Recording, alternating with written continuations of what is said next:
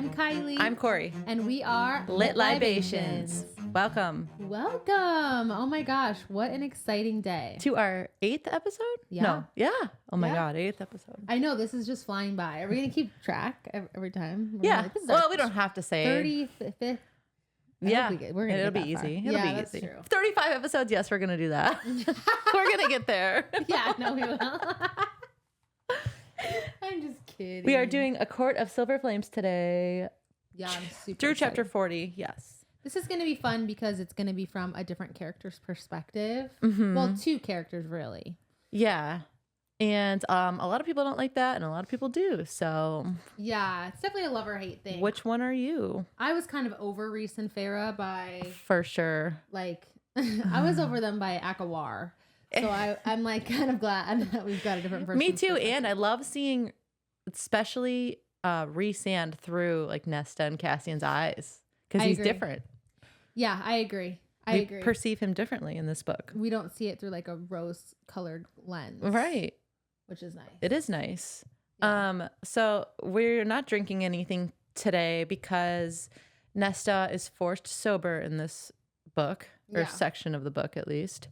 I think through the whole book she's sober. Oh, she does want to drink the whole time. Yeah. I definitely feel like, I mean, I guess I wouldn't know if she was, I don't know if I would say she's an alcoholic because she would have probably had tendencies prior to this. Yeah. But she definitely has some sort of like dependency issues based off of Right. her trauma as of now. Yeah, she's coping with alcohol and sex. Yes. Yeah. So we're going alcohol sober and But- we're doing a edible. Yeah, we did an edible instead of alcohol. So not quite 100% sober, but Yeah. But whatever. cheers. So cheers. Our water bottles. I don't know why I have a straw. It's always a pain in my ass. This is like the biggest cup ever. I got it at the T Swift concert. The real one in Colorado? Actually, no, did not get it at that. My little sister went. I did go to the T Swift concert, the Eras tour, but I got it actually at the movie theater. My little sister got it at the movie theater, and she gave it to me because we didn't get any memorabilia from the actual concert. I 'Cause love the it. lines were ridiculous. I love it. But that whole Eras tour situations reminds me of my little sister, so I just love it. Oh, okay. I thought Gives you were me- going to gives me relate good it back vibes. to A Court of Thorns and Roses somehow. I'm No. like, how does she relate? What does it remind you of exactly? Nothing. Eras tour reminds me of Eris. Oh, okay, there it Ben is. Sarah. There it is. We brought it back.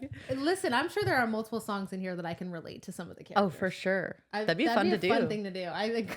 I Let's agree. do For all that. the Swifties. Ooh, I love it. Okay. All right. It's actually my chapters first. Okay. So keep in mind really quick. I just want to preface this. Okay. Even in the middle of chapters, we switch people's perspectives. Yeah, and it gets a little bit, not really confusing when you're reading it, but maybe as we're explaining it, it's a little confusing. Right. So I'll do my best to try and like recount who we're looking or we're hearing through, I guess, in the mind. Yeah, of. yeah, But yeah. it will get a little tricky as we go along. But We'll get it. okay. So the prologue is Nesta recounting the memory of her in the cauldron. There's darkness and it's like burning cold almost so painful she can't even like feel at one point. You know how they say that your pain threshold gets so high that sometimes then you just kind of stop feeling. Yeah. And she was like so mad that she like clawed, teared, and like bit through the cauldron's liquid Self. Just like the void of the cauldron. Yeah, to take the power Yeah. that she now has. Yeah. And Which she we didn't do it on purpose, right? She was just like, She fuck knew she this. was taking something. Yeah. Right. Okay. Yeah, fuck this. Yes, I'm exactly. I'm fighting back. Right. And when she emerges, her power is twin to the cauldron, and they're burning through the darkness like a newborn star. So I love that they kind of relate everything to like night and stars in the night court. It makes me feel like how they describe people is very much like maybe where they're going to end up, Okay. like eventually. Like maybe Elaine being all flowery is going to end up in the spring court. Yeah, I don't see her staying in the night court. I don't know why, No. but I just don't vibe with her. Like, yeah, But I don't know totally where see she'll her. end up, but maybe spring. Yeah, spring or yeah, for sure. Or autumn even. Or Yeah. like summer, day. Literally It's a pretty lot of much choices. anywhere but like winter. A lot of choices. She can end up with Thiessen. Like we don't even Yeah. know. So then now we're at chapter 1. Cassian is sent by Feyre to retrieve Nesta from her nasty ass apartment. It really needs to be redone, which they are actually redoing it after after she moves out. Nesta still has a mail in her bed from the night before. Oh, yeah. We kind of alluded to it a little bit in the last book, but she has, like I said, we said, she's coping with like sex and mails. And that started even in Frost and Starlight. Right. And at this point, it's 14 months since the war. Is it 14 months? 14 months, over a year. Oh, no. Ooh. And I think Frost and Starlight was a couple months after, so maybe like a year after Frost and Starlight. Yeah. No, that makes sense. Yeah. Oh, geez. Okay. Okay, yeah, that's kind of crazy. And she's still in his t-shirt, by the way. Oh, yeah. Cassian opens the door and he's like, ugh, like knife to the heart. That makes me sad. Cassian gives her 2 hours to make herself presentable and to kick the mail out of her place.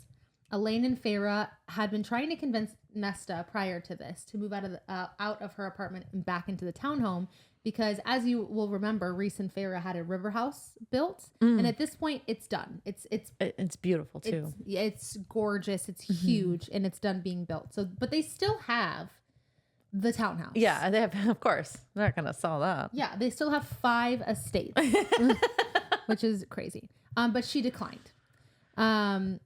Rhys had been offering Nesta jobs also at this point. Yeah, like several, and she's just not taking anything. Yeah, but it was solely out of her love for Feyre. Like, Rhys doesn't fuck with her at all. Yeah, he literally says she's just somebody that Feyre loves. Yeah.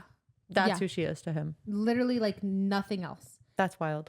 Nesta finishes getting ready. She does kind of recount when she has a moment in the bathtub how she finally got herself to be able to get into bathtubs, which she didn't like to do before. Oh, yeah. And remember, she confessed that to Feyre, and they're like, we'll figure something out for you. And they never talked about it again. The thought just left.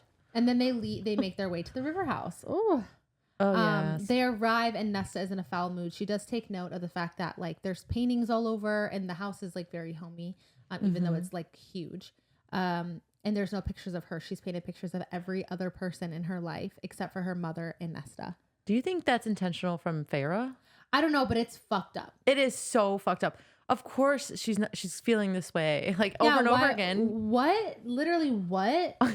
That and Feyre has no like need to do anything like that for Nesta. Like I get how she might be feeling, but I just feel like. One, all the blame is placed on Nesta and not Elaine. And then 2, like, how can you do that when you know you're asking Nesta to come over to your house to see these things? Like, it just feels like a fucking slap in the face. And Feyre is her biggest advocate at this point, and she still treats her just like everyone else has. So horribly. So it doesn't make any sense. It's so fucked up. Rhys said this, so they head into their little study where they have all of their inner circle meetings. Rhys is annoyed, Feyre is tense, and Amryn is moodier than usual. Amryn and Nesta had a good relationship up until the point, this is where Cassian notes that on the summer party, at their end of the summer party, on a pleasure barge, they had gotten into a big fight, and they haven't spoken since. Okay. That was a short little passage. It was a very short passage. But and he mentions that since they got into their fight, her behavior had declined drastically. Amryn's? Nesta's. Both, honestly. Probably, yeah. And definitely towards each other. So interesting. Nesta, during this, does remark in her mind how she had spent a lot of money the night before on, like, gambling and booze. And, like, she suspects that that's why they brought her here. Because up until this point, she doesn't know. To note as well, Cassian mentions that Feyre has a super strong shield on her, and she claims that it's part of her ongoing training and like due to the dangers that are probably yet to come. And like she's supposed to break it, and Rhys is supposed to learn how to like make shields like that. And everyone's like, okay. Everyone's like, that checks out. We've done that. Yeah. See, this is crazy because immediately I was like, something's fishy. Did you? When I first read this, I was interested like, in what you thought. I don't remember having any thoughts about that. I think, immediately I was like, I was dumb. I don't know if I would be like, oh yeah, sure. Right. Like what?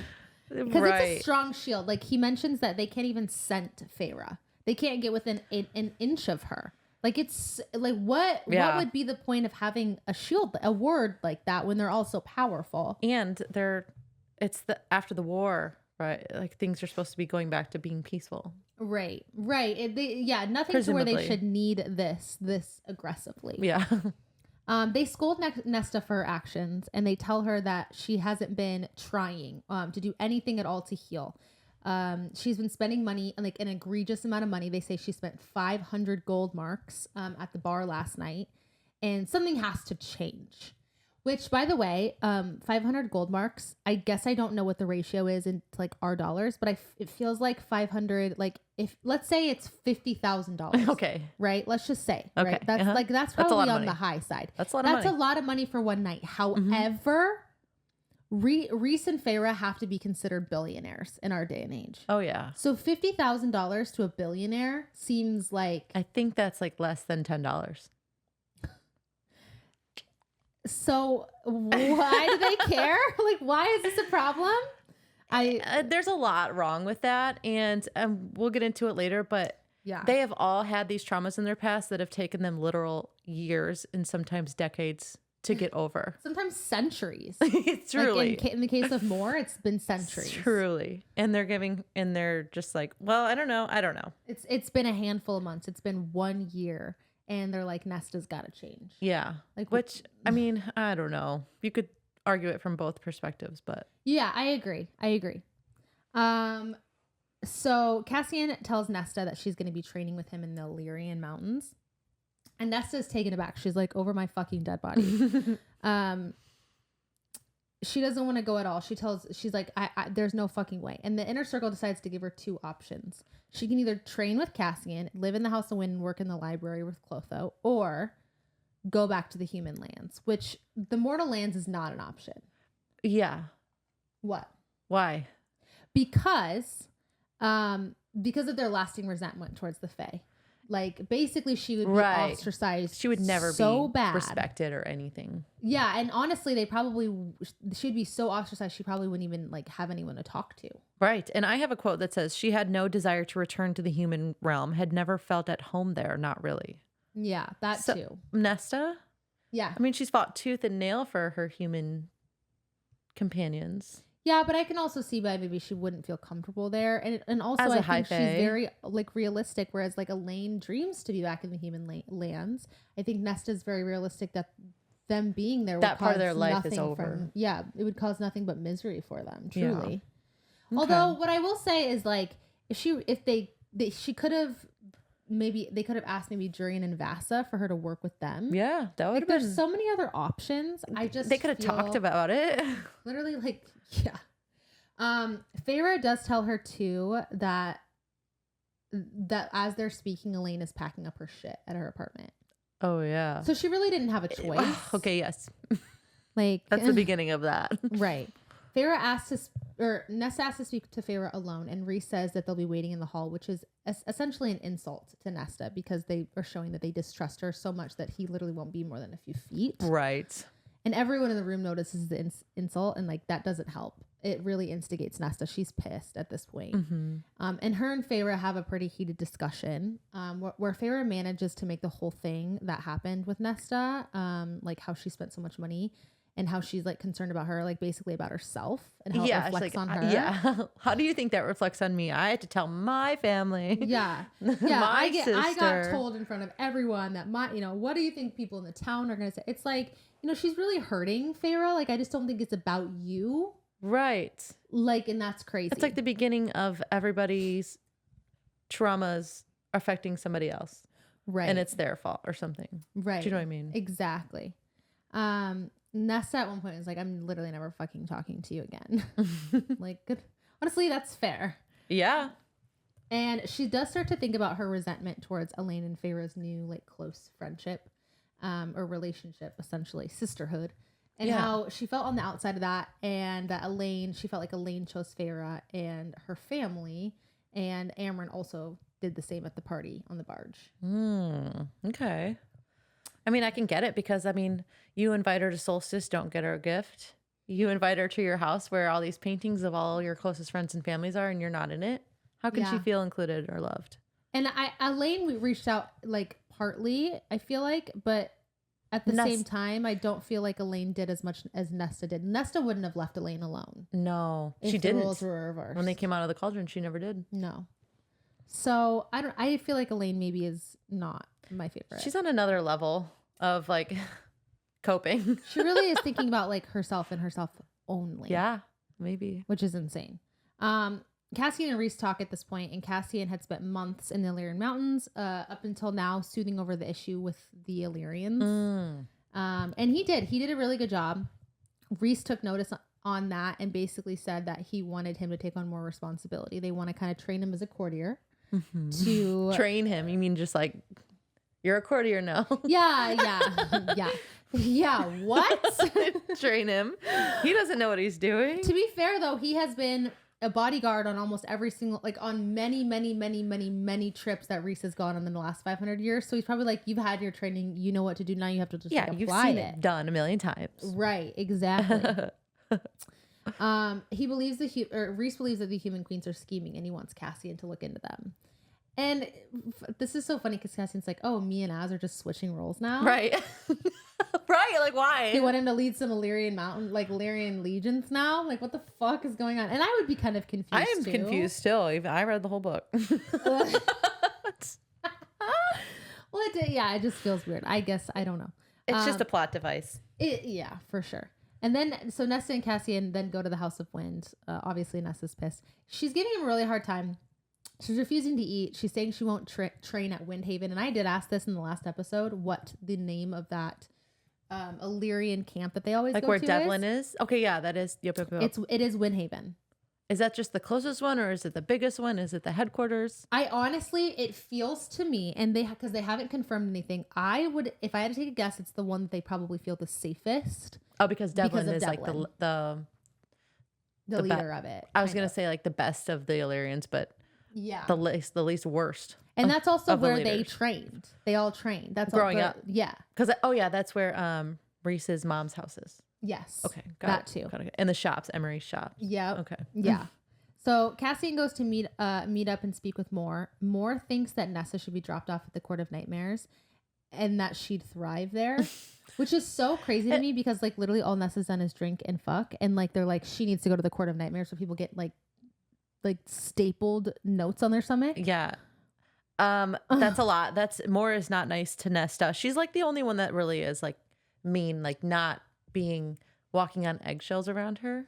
I would say Rhys too. Okay, not the only one, but like she's kind of the worst one. More open about being mean because she doesn't care about Feyre coming after her as much. Right. She fucking hates, like, honest to God, like I do feel like Moore would have dropped her off at the Court of Nightmares. Oh yeah, she was ready to do it. And Nesta hasn't done anything, in my opinion, to Moore to make her feel like that level of hatred.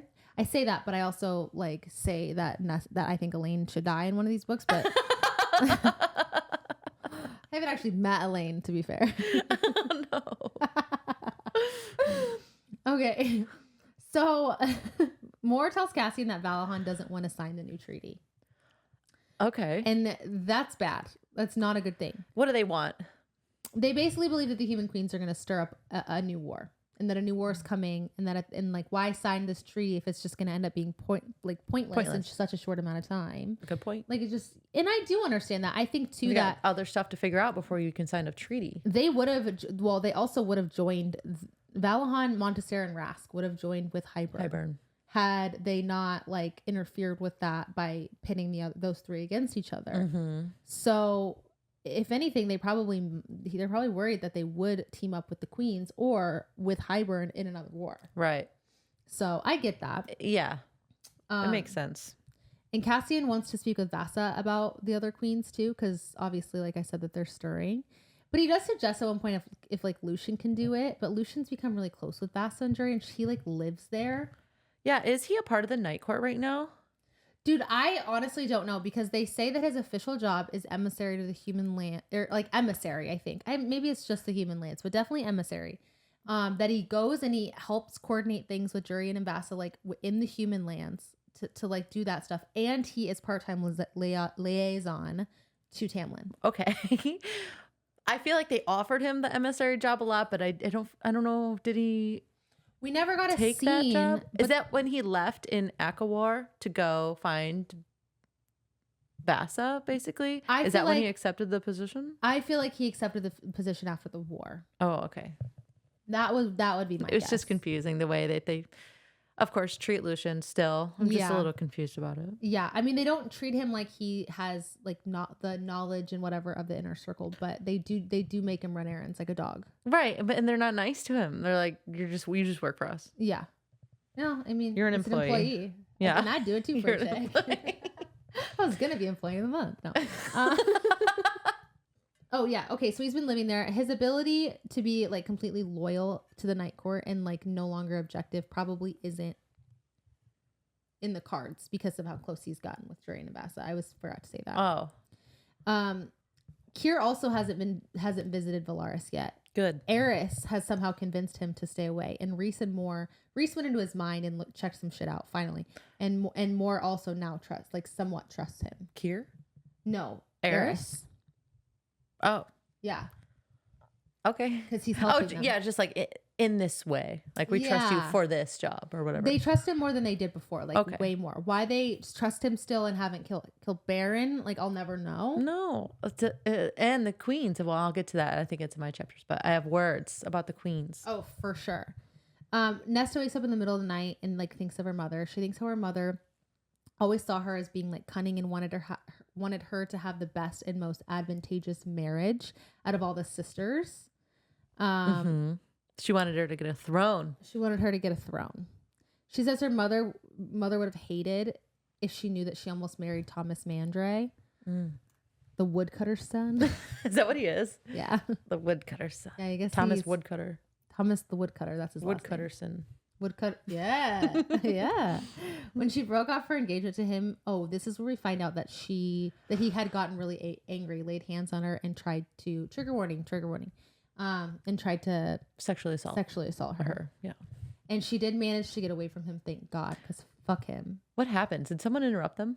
No, she doesn't kind of explain it a little bit later, but basically she said she like went limp, like she was accepting it, and then when he went in like close to kiss her, he bit her, or she bit him like somewhere on the nose or something, and like ran away. Good. Okay. Good for her. Yeah.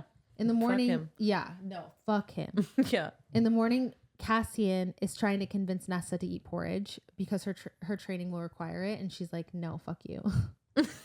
Actually, no, fuck you. She's like, "No, I'm not eating that." Cassian's fed up with Nesta. He's upfront with her and says like not eating that won't bring her father back, which is like so mean, kind of. I wrote that down and I was like, Cassian, what the fuck? How can you say that? Yeah.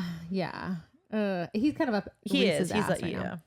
At this, Nesta stands up and starts cursing at him. Once Cassian finishes his breakfast, Nesta does give in and she eats a bit. Before they leave for training, Nesta remembers when she was with Cassian at the war, and he had said, like, I have no regrets in my life but this, that we did not have time, that I did not have time with you, Nesta. I will find you again in the next world, the next life, and we will have that time. I promise. That's what he said to her at the war, and that was so amazing. Good. And then they both act like nothing ever happened. They haven't spoken to each other in over a year. She just thinks about that, and she's just like, yeah, that sucks. Like, she's sad. Yeah. And then once at training, Nesta humiliates Cassian by refusing to train. She literally plants her butt on a rock and doesn't move till Moore comes to retrieve the two of them. Mm-hmm. And Moore is like disgusted with her, and like kind of Cassian's a little disgusted too. But Nesta does go to the library to help the priestesses organize and fix the library. Like she does, like without she doesn't annoyance. Fight that. She's like, yeah, sure. She's like, she loves the library. Which I think it's really fucked up that they sent her to the library after she got attacked with Farah. Yeah, by the twin ravens. And they both had to go all the way down to go see. Like that was so traumatizing. They're like, you're gonna go work in the library. Yeah, and she doesn't bat an eye. Oh my God, that's nuts. Maybe that's just lower on her trauma list. Yeah, she's like, dude, I've had so much going on. Nesta works at the library for 5 hours before returning to the House of Wind. So she has a 5-hour shift. I wonder if she gets paid for those. As for Cassian, probably not. No, probably not. As for Cassian, he isn't seen for the rest of the day since being shamefully embarrassed in front of the Illyrians. Yeah, and she doesn't care. She like wants to embarrass him. Yeah. She's like, fuck you. Chapter 7, Cassian admitted his failure to the gang, and Amren was the one to say, let her dig her own grave, then offer her a hand. Keep reaching out your hand. And that becomes the theme of this book. More winnows Cassian to the Band of Exiles manor. Lucian's golden eye is whirring this time. Of course it is. But not his metal eye. He says his golden eye is whirring. And then I wrote that down. I was like, okay, moving on. Eris is also here. It said it's not. It said it's golden eye. Okay, moving on. Okay, Sorry. we'll come back. Eris is also here. Cassian wants to torture him to death over the span of weeks on Moore's behalf. And then it says Lucian's golden eye clicked. Is his metal eye golden? So maybe there's no more. Yeah, maybe it's golden. But his older eye is also gold. That makes sense. No, yeah, I guess I don't know how his like non-metal eye would click. Right, it says his golden eye clicked. I can understand a little. Maybe it was a typo. Yeah. Immediately, Cassian dismisses Jurian and Vasa because they're human. He doesn't even see them. Oh my God. That's so messed up. He also notes how impressive it is that Lucian can seamlessly transition between his roles as emissary to the Night Court. There we go. Ally to Jurian and Vasa, and liaison to Tamlin. A sly little fox. I love that for him though. Yeah. He's working his ass off, and I think he only gets paid for one of those jobs. Yeah. He's not making a lot of money. Insane. Eris is there because several dozen of his soldiers have vanished without a trace within the Autumn Court borders, and even his hounds have had no luck. I love dogs, so I had to include everything about the hounds. Oh, of course. They were really cool. They're blessed with their own magic. They're gray and sleek like smoke and fast as the wind and can sniff out any prey. They are so highly prized that the Autumn Court forbids them from being given or sold across their border. And they're so expensive and so rarely bred that only nobility has them. And Eris has 12. It makes me feel like they're greyhounds. It does sound like a greyhound, yeah. Right? Yeah. But that's, I thought that was cool. We haven't really heard a lot about dogs. Except for the Naga hounds, which we don't know what those are. Well, I'll never know. I'm just confused about those. It's so confusing. But the hounds did sniff out something human, but also not. Something weird. And they argue what it could mean. Did Eris do it? Did Rhys do it? Did the remaining queens do it? Highburn do it? Cassian is struggling to even know what to say and when because he's not a courtier. He's the general to Rhys's armies. So I think we just needed him to be our eyes for these scenes. Yeah, for real. That's what it seemed like. 100%. But it could be Brie Allen responsible for the soldiers. The queen, the cauldron turned into an immortal crone. Apparently she's alone in their palace because the other queens have scattered. Vasa says Brie Allen would only be so brazen if she had a greater power behind her pulling the strings. And then she says, look to Koschei.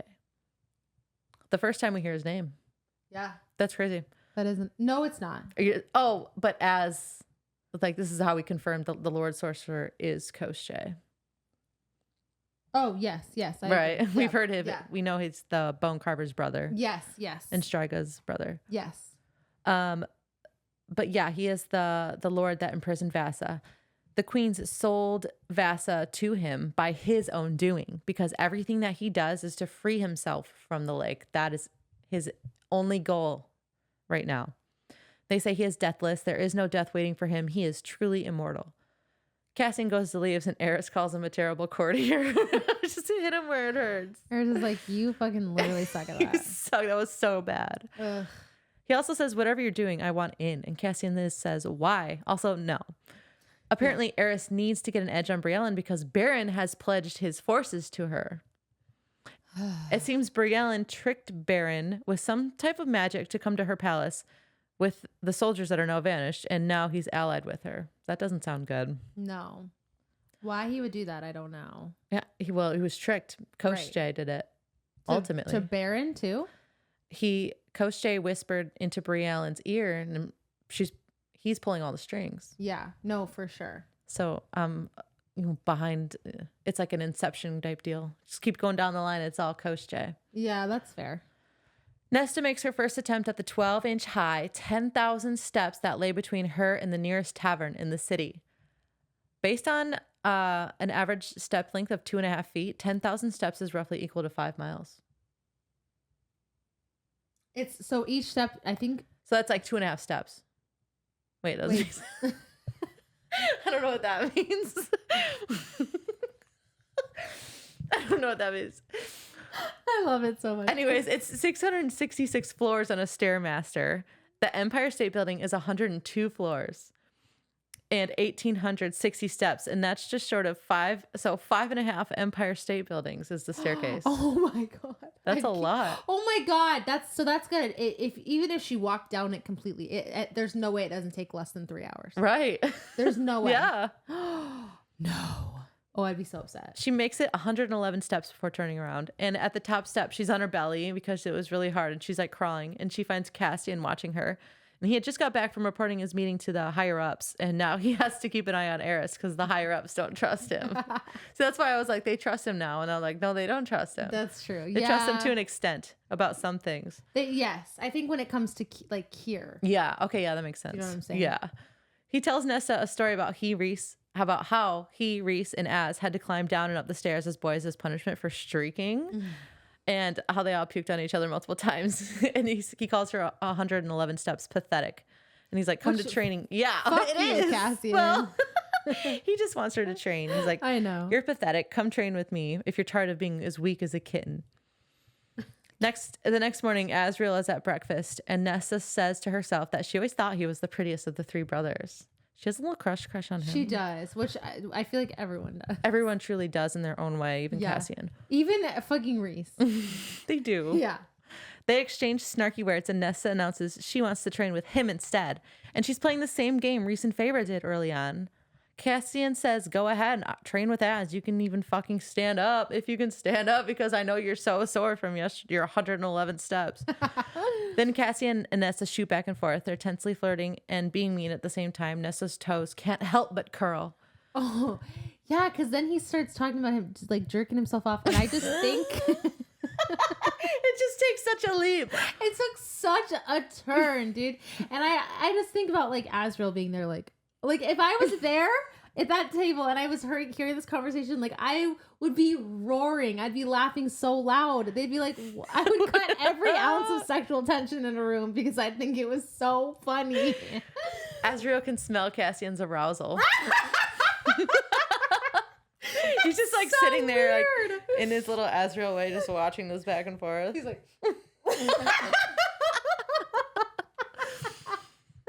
Oh, God. Nesta again refused to train while Cassian fought to control his horny thoughts of Nesta's hand on his cock. I don't know how I'm going to get through this. That's my next line. Cassian doesn't tell Nesta shit because he doesn't want to give her more ammo to hurt him with. Because every time he says something, she hurts him with it. Yeah. 100%. But he tells himself, keep reaching out your hand. Well, Cassian notices her fear of the fire in Reese's mom's old house. Okay, that's not a funny sentence. Hold on, let me start over. It's hitting you, isn't it? Yeah. Are you good? Okay. It's like raining or something, and Cassian offers her to go inside and stand by the fire in Reese's mom's old house, and it's crackling, and she's like, oh, I don't want this. And he notices. But he's like, well, maybe you can go shopping instead. Oh. Like never, in one ear out the other. Never stays. But he says, maybe you could try the shops nearby, because if you don't want to be here. And then, she walks right into Emery's shop for warmer clothes. And they kind of vibe off the get-go because Emery tells Nesta her wings were clipped. And the only person who could possibly help is Thiessen, High Lord of the Dawn Court. Aww. I hope that's foreshadowing. I hope so, too. Nesta tells her she's cut off from Reese's wealth because she's become such a huge piece of shit, so she can't afford any of the stuff that she wants to buy anyways, and she's not getting paid for her library duties. Literally for nothing. Like not one ounce of it. Emery knows who she is after introductions and knows she, quote, killed the King of Highburn, quote, and approves. I'll literally never get over this. I seriously don't think I'll ever get over them crediting Nesta. Literally only Nesta. I've never heard anyone credit Elaine for killing the King of Highburn. And it's crazy because Nesta was draped over Cassian, ready to be slain by the King of Highburn when Elaine stabbed him in the back of the neck. Like literally, if there was I hate Elaine, but give credit where credit is due. Okay, if Elaine wasn't there, Nesta and Cassian would be dead as fucking doorknobs. That's why I'll never understand truly how Reese doesn't have an ounce of a soft spot for him, because without Elaine and Nesta, without Nesta having fought for him, Cassian would be dead. And twice. And so would Reese. 2 times now, though. Yes, agreed there. But I'm saying, like, if you count even, like, when the Illyrians were up in the sky and she called his name.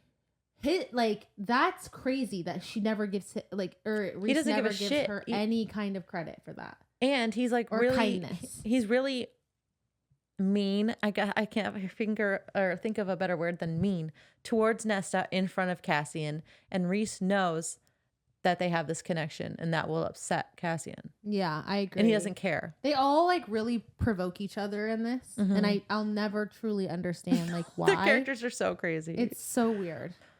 Later at the library, her assignment is at level 5 and she asks Clotho if Bryaxis is back. She's like, I'm a bit afraid of Bryaxis. Clotho says he's never heard any of them. And she thinks that he took pity on them because their nightmares had come true before they got there, which is fucked up. Bryaxis is my favorite monster. He's what is he, fear incarnate? And he lives in the library with the priestesses who have nothing but fear in their hearts. And he doesn't touch them. Yeah. He's like, they're good. That's cool. I like those ladies. The house keeps trying to get Nesta to eat, but she's stubborn. And here is where we meet Gwyneth Berdara. One of them. Berdara, I bet. One of those ways. Nesta is being a right cunt to her, but Gwen stands her ground and doesn't take any of her shit. She also notices how interesting it is for her to use her family name because even Reese doesn't use it as far as she knows. Yeah. So why was Lucian so important for us to know? Because Cassian just mentions it so casually while they're flying. Catch me never understanding. The name situation in this book, I'll never understand. I feel like there might be something behind it, but also I feel like it's the author's way of like excusing her loophole writing. Yeah. She's like, oh, it doesn't really matter in Prithian. Yeah. They don't last care. Names don't matter. Yeah. If we don't get a final reveal by the end of these books that Reese's last name is not Darling. Oh, man. I will never sleep again. I'll never sleep again. She notes how Gwen is high fae, of course, but can sense something else that she can't name. And I forget what that is and if we learn it. I feel like we do. Yeah, we do. Clotho schools Nesta about Gwen and makes her regret the way she treated her, which good. Upstairs in the house proper, it feeds Nesta the soup that she didn't eat before, and she eats it this time. And the house is Nesta's best friend. But she does say that like the next chapter. Yeah. Cassian interrupts her meal and is confused that the house and Nesta have this correspondence because it is not normal. Yeah. The house tries to start a fire for her a few times, but she says, no fire, I'm good. Then the house warms her bed for her without fire. They're best friends. Yeah, except the house doesn't listen the first 3 times. It's more like a house husband. Oh, a selective hearing. No, that was so good.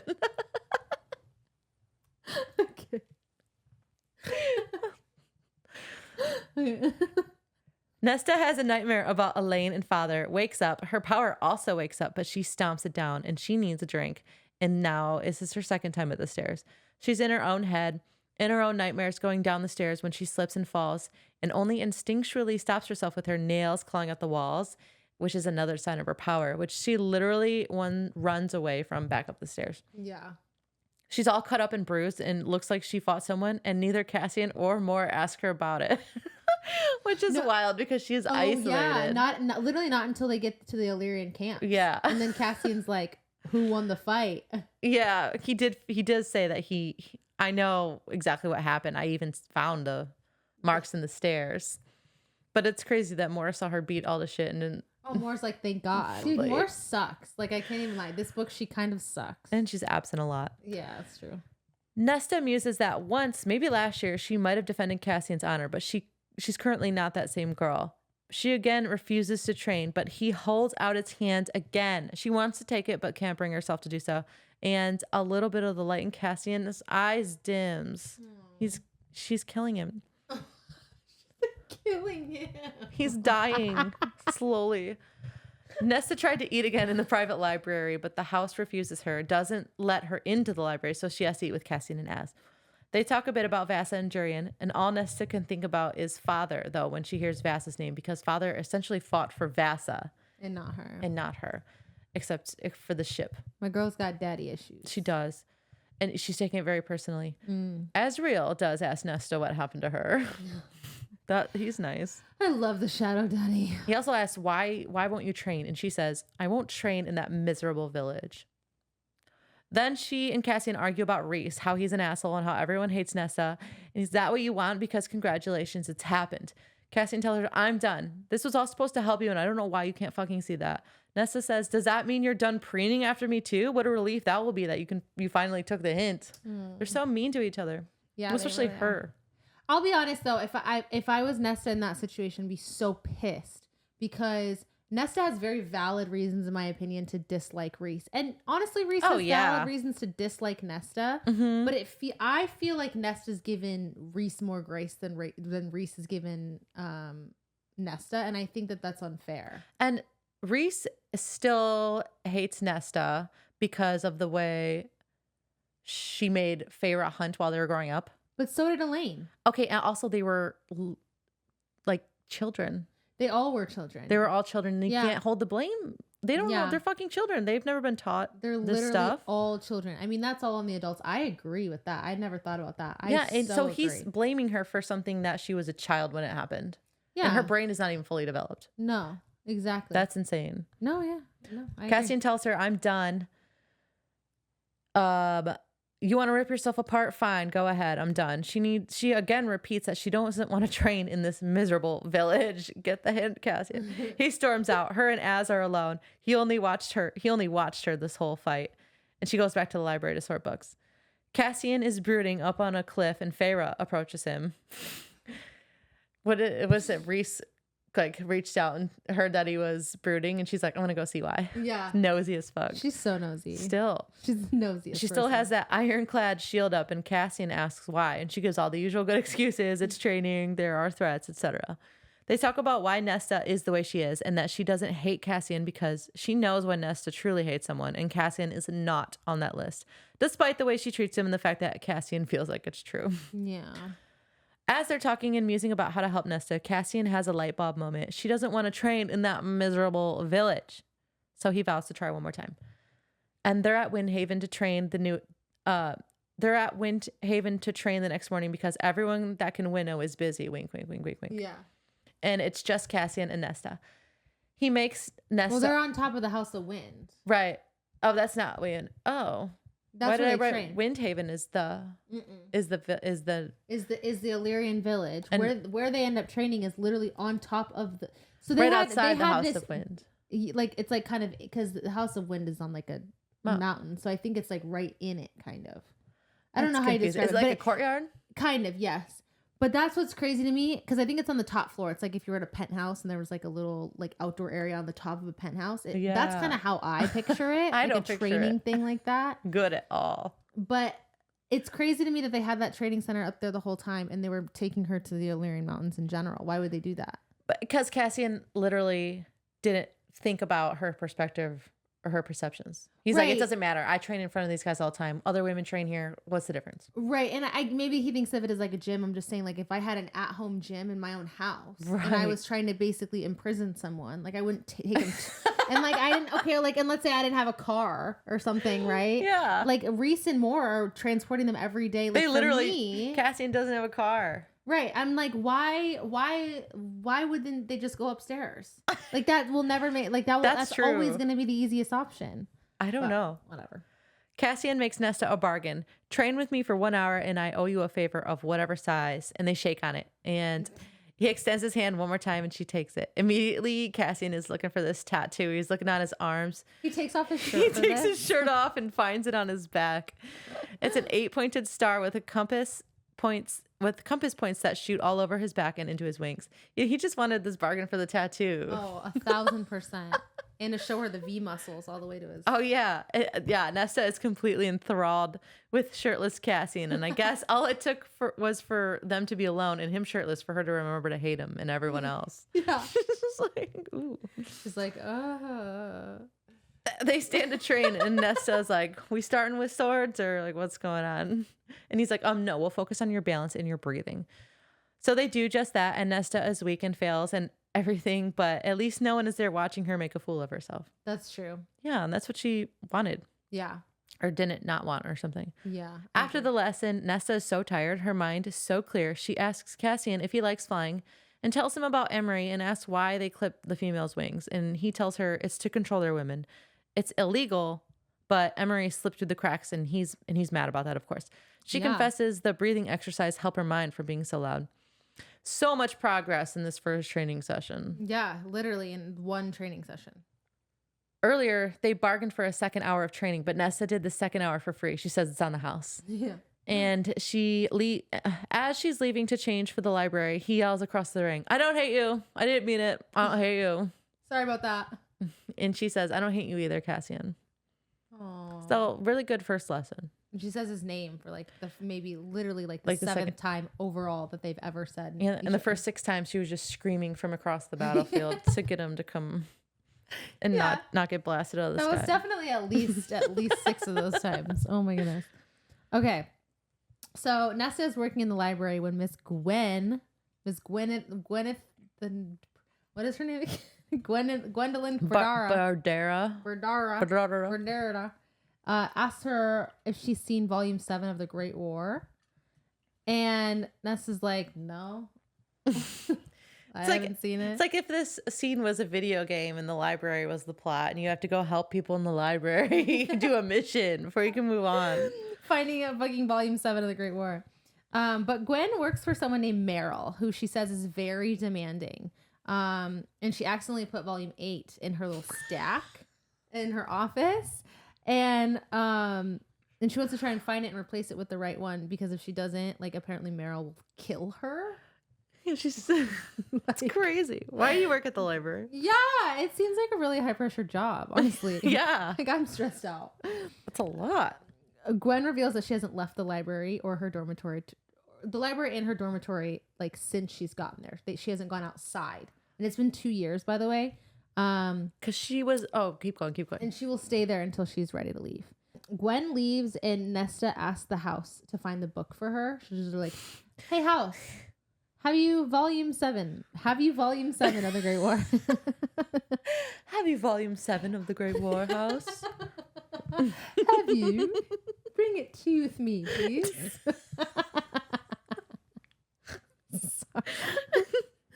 Shit. She finds, so she has the book right now. She finds Meryl's office. So because she's trying to distract her so she can switch the book. So that no one will ever know that Gwen did it.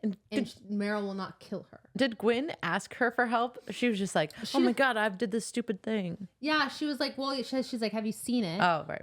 And then she's like, no, why? And she's like, well, I got to tell you, girl. But she does end up switching the books just fine. She does everything like last minute and like it's very 007. It's very Tom Cruise in that one movie he likes. What is that called?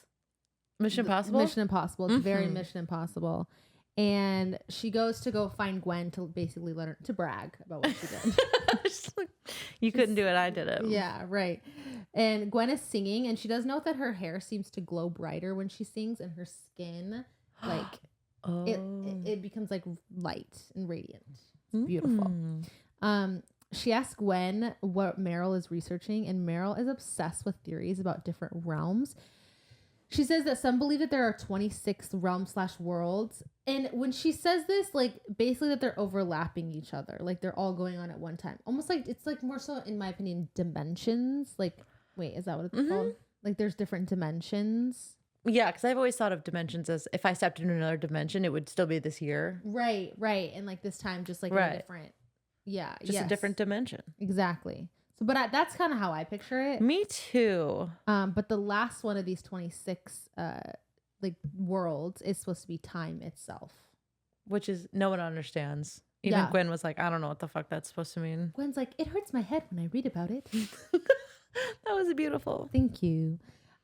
She says Meryl, though, is currently working on something else. She's working on a comprehensive history of the Valkyries, and that in the war 500 years ago, they were wiped out. Most of them were. And the rest got old and allowed themselves to die out in shame. Wait, how did they allow themselves to get old and die? They didn't train any new ones? Of your age? Well, they didn't keep it going? They didn't invite new warriors? Fays are still supposed to be like... Oh, right. Wait, what was the sentence? Alive. Read it again. Wiped them out, and the rest got old and allowed themselves to die out of shame. Did they kill themselves? They died? Yeah, all of them are dead. Out of shame? They died. Yeah, that is true. They did die out of shame. But I always pictured it as like they 86 themselves.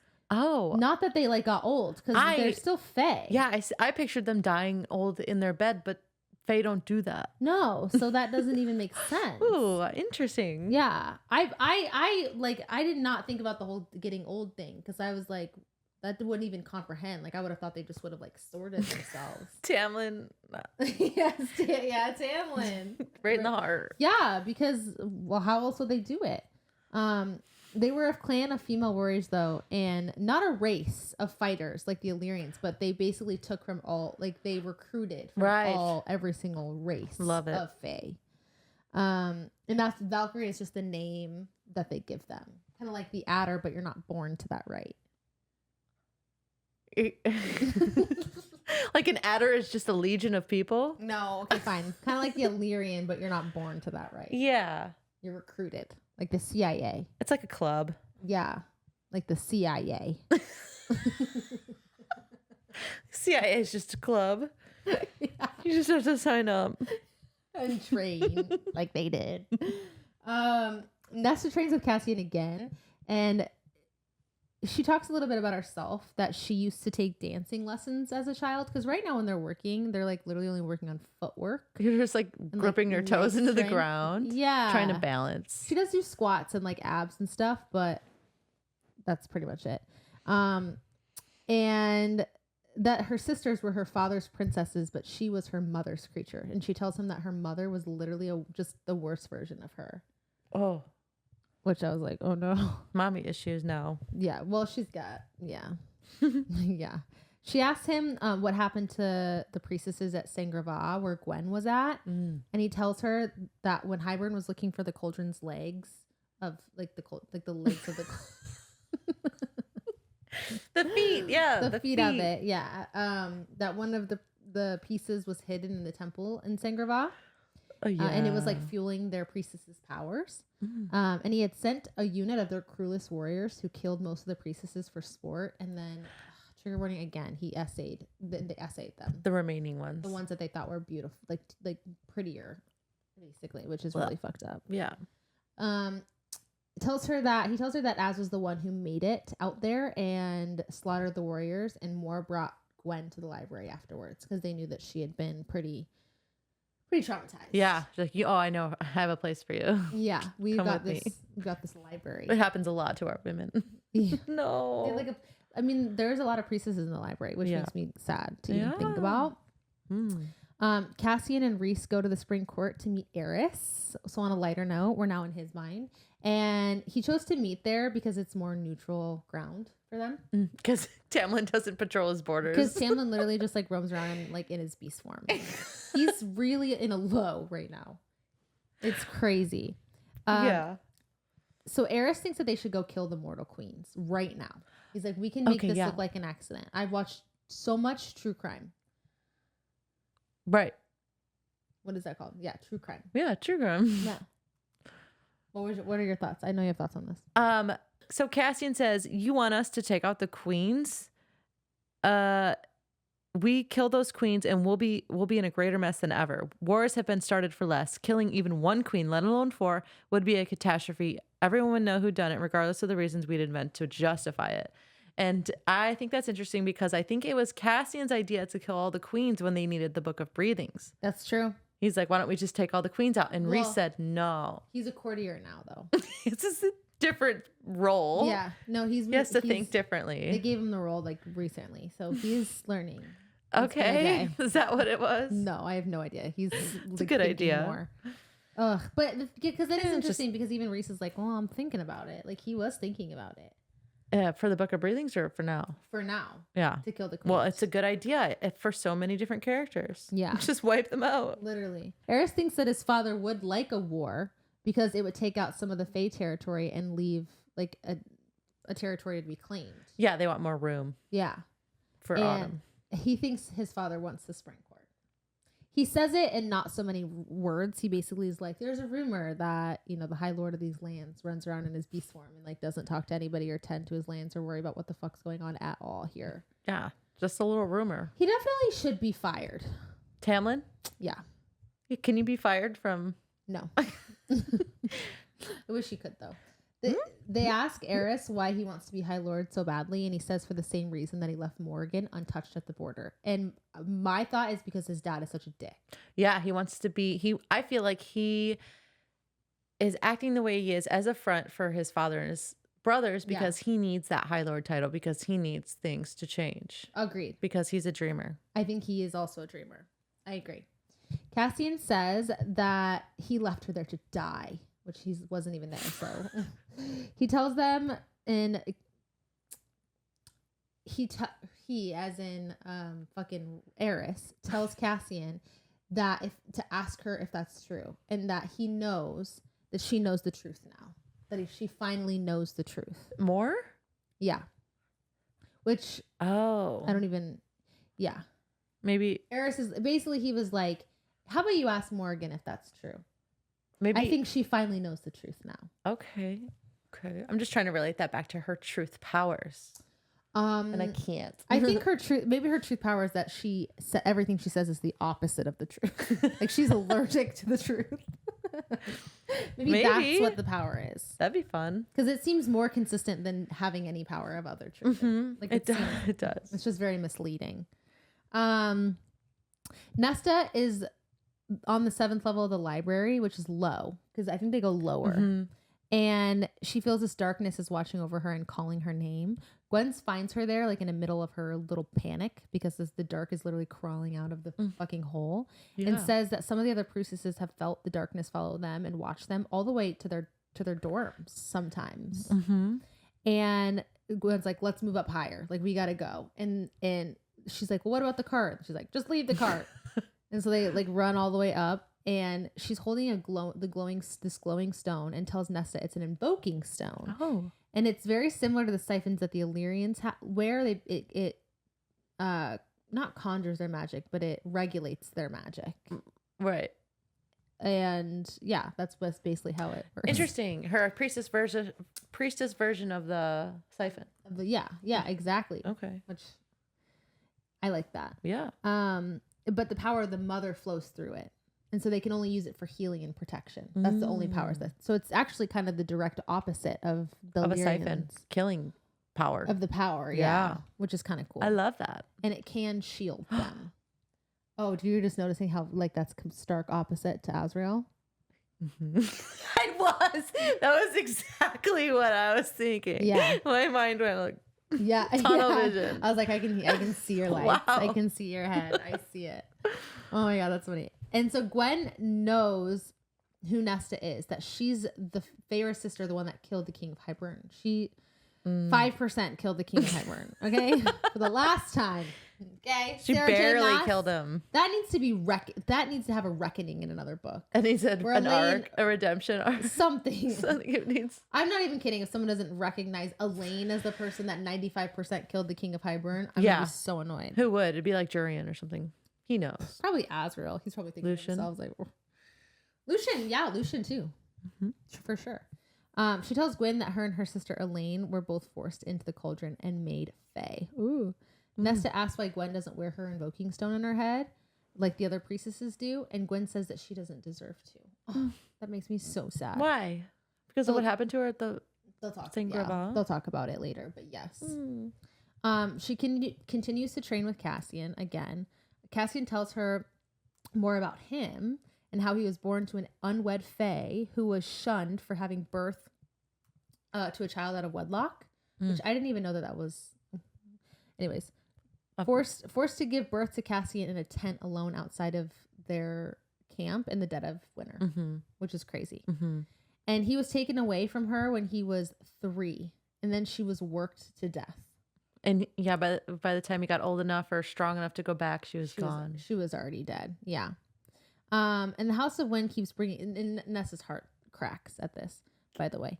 The house keeps bringing Nesta more and more smutty romance books for her to read, like on a completely different note from what we were just talking about. Oh man. And Cassian asks her how the work in the library is going, and she mentions the thing she felt in the dark on the 7th level.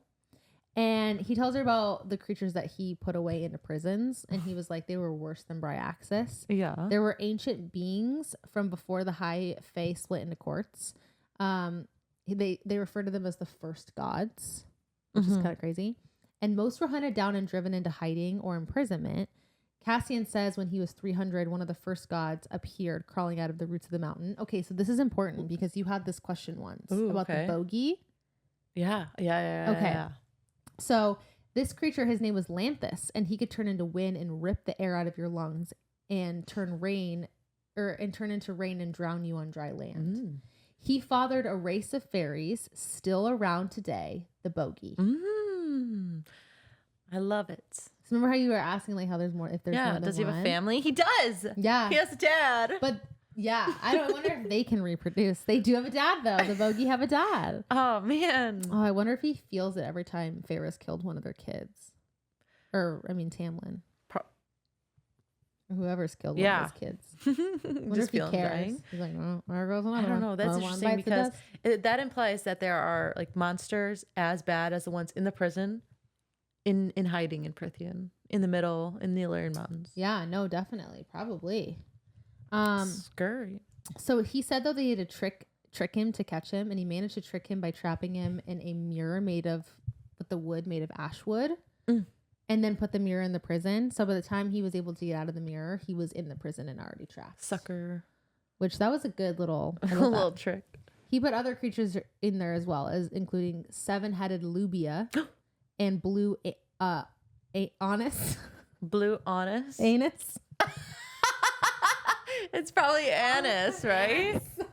Anus, blue anus. Blue anus. Tell me what you think that would say. Anise. Anus. Anise. Fine. Anus. Oh, that's terrible. I won't make fun of it, the way you pronounce it from now on. So however you want to do it. That's, yeah. He only doesn't come up saying again. That. He doesn't. Yeah, that's the only time he comes up. So hopefully it's never again. He tries to ask her about her power, and she denies that she has any. And he knows that she's lying. She asks why he cares so much and like why he bothers with her. And he asks why she stayed by his side when they were up against Hybern. And she says that she's a stupid ass fool. And he says that what is she so afraid of? Like, and she says nothing. And he was like, you're a liar. Oh my God, isn't that crazy? Yeah, it's a lot. Also, did he answer her question about what the fuck is in the library? No, none of them answered their He questions. just deflected. He's like, yeah, there's a lot of monsters in the world. I was almost attacked by something, really. Yeah, I mean, I also captured some, so I get it. They're out there. Why are they in the library? Why are they in the library? Okay, all right. He says that he can see her power rising, and her eyes glow like molten silver. And she realizes that he riled her up on purpose. She's like, are you serious? She then goes to him and pushes him up against a wall. And he tells her that he saw that look in her eyes the first time that he met her while she was still human. And he tells her that her power is a song, and he has waited a long time to hear it. Ooh.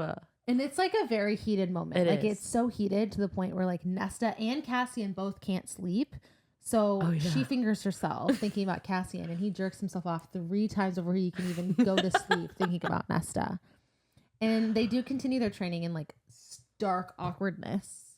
Like, yeah, so they just pretend that it didn't happen. They continue their training. They're doing core exercises now. They're moved on to core. Oh, nice. And he complains, or she complains that she can't do it for long enough, and tells him that to show her what he can do. Like, oh, if I'm gonna do this, then you need to do it. Yeah, and so she watches him exercise, and she almost comes. No, I don't know. I wouldn't be surprised if there was a version of that. Yeah, like that checks out that would be part of that, wouldn't it? Yeah, she just. Oh my God, would just work out for me. I want to watch you for a minute. Well, no, that does get her off though, like for sure. She asks if it's true that there are no female Illyrian fighting units, and he says that he tried once, but it failed. And he says it's hard. This is really hard. It's like really hard because they do the blood right, And like he's worried about the blood rite. When an Illyrian warrior comes into their full power, usually in their 20s, they have to go through the blood rite to qualify as a full like Illyrian / adult. Like, so full warrior / adult. Illyrian warrior. There it is. It is usually 3 or 4 warriors from each clan every year that take part. They're taken to the Illyrian mountains and left there for a week. The goal is to survive and to try and reach the mountain Ramiel. Ramiel is a sacred mountain, the symbol of the Night Court, literally the symbol of the Night Court. For what reason, I don't know. It takes place when 3 stars are shown above it for 1 week out of a year. The stars are Arctos, Corinth, and Aristes. Corinth. Yep, that's cool. what I'm going with. They are dumped in the wild without their powers and just their clothes, and their wings are bound. Yeah, and they have no magic, and they have to make weapons. They have to make weapons, and they have to kill people with their bare hands. Okay, do we know there's a monolith or something at the top of Ramiel that you can touch, and then you're like the winner, but like everyone who survives is also a winner? Yeah, I'm getting to that. It's just kind of confusing for me. Yeah, okay. Like the let goal me see is a if I monolith, can, but no one's ever reached it except for like one person. There's a couple. You have to if you have to take part, you aren't allowed to leave. Okay. Like once you get there, you're there. Yeah, you can't be you gotta lifted do out. it. You gotta finish it. If anyone breaks into the rite to save you once you're already in there, there's a law that declares that you and the other the person that broke you out are both hunted and killed. Even Reese is not exempt from this law. Okay. Cassian says the magic is rare among the Illyrians, but some have it, and so that is why there's a spell placed on that renders their wings and their magic useless. The Illyrians possess magic to winnow one night of the year. Winnow. The night before the blood rite. Okay. When they have to basically winnow in everyone that's drugged. Who gives them that magic for one night? The universe? The mother. A person? Okay. Sarah Timass. Oh, yeah. Gives them the magic for one day. Okay, so... Okay, he says barely any warriors even make it to the top or to the bottom of Ramiel, let alone the top. And almost no one scales and reaches the top because they don't save their energy. That's the problem. They gotta pace themselves. They don't do it. 100%. And if someone touches the stone at the top of the mountain, then they win and it transports you out immediately. Okay. You don't get a prize though. Yeah, you just like are very well respected and revered. Yes. Everyone else left standing is considered a warrior, where you basically end up being sorted into 3 tiers of warrior, okay? Arctosians. Arctosians, the one that make it to the mountain and survive. Oristians, the one who made it to Ramiel, but not to the top. And then Corinthian, the ones who managed to scale the summit and reach the top. And touch the monolith. Okay. And there's only been like 3 people in the history of the world that have done that. So... yeah, so he says only a dozen warriors in the past 5 centuries have reached the top of the mountain. He, Reese, and Cassian managed to reach the summit and touch the stone together at the same time. Only 12 have reached the mountain in 500 years, and only 6 have made it to the peak, including Reese, Cassian, and... There's another trio Azrael. out there? I don't know. Cassian says, but 2 of them did die in the war. Oh, and we don't know who the third one is. I think it's Devlin. Oh, interesting. I think it's Devlin that's the third. That would make sense. Corinthian. That would make sense. They would keep a close eye on him. He's the next strongest Illyrian. That's true. Maybe that's why he has that power that he can sniff people out. That's kind of crazy. Cassian doesn't want females to take part in the blood rite because of what could be done to them in terms of like, I think priestesses in the library. Yeah. Oh, jeez. Exactly. But no female will be considered a warrior if they don't take part in Illyria. They should have their own separate rite and they would all make it together because they would all be girl bosses helping each other. They probably would. They would have so many more people making it to the top. They'd be like, wait, this doesn't make any sense. Why are they doing this? But how would they be able to do it with Ramiel still being the mountain? Some spell. Maybe they could like separate the mountain, like only the women go up the side and the males go. Yeah, and you would just make a spell so they can't cross a border or something. Oh yeah, I like that. Ooh, there you go, Illyrians. Cassian basically says that progress, when they want to make progress in this world, it's very, very slow. they used to kill females who touched weapons, and now they just decontaminate them. So that's a progress. Yeah. Yeah. Yeah. They're just like, we just won't touch your weapons for whatever reason. You cuties. Nesta asked if Cassian would train the priestesses if she could get them to come to training, and he says yes.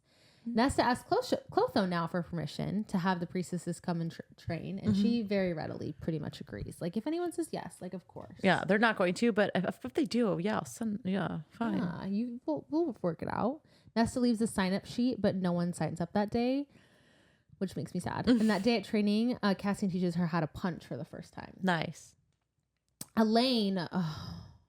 Oh, no. Why do I have this scene? Elaine is in the private library, and she came to see how Nesta was doing. Oh, the fight. Why, Elaine? Nesta recalls how her mother only ever viewed Elaine as someone who was pleasant to look at, but not like but very unambitious. And she would be useful to wed off, but not much else. Fucked. That's so much. That's so bad. Yeah, it is. Why did I say that's so much? That is a lot, but it's not good. Okay. She would be. Her mother felt Nesta would be worthy of marrying like a royal from the continent. Yeah. And Nesta and Elaine get into a fight where Elaine is very like instigating. I feel like. Yeah. I feel like that. she's tired of Nesta's shit, and maybe she's lashing out a little bit. I agree. And because of that. Nesta does say that she sat by Elaine's side for a long time while she refused to eat, drink, and she was wasting away. And that no one ever suggested for Elaine to be shipped off to the human lands. Elaine's like, well, I wasn't drinking and sleeping around, which like, they make that sound like it's so bad. Like, right. She did. That's just like a normal person's 20s. Yeah, she literally. What the hell, dude? If that was the case, like if I was there at 22, I'd be shipped off to the human lands immediately. Oh no. My God. You had no traumas. You weren't in a war. And I wasn't even in a war. I wasn't even dunked in a cauldron. No. And I would be shipped off.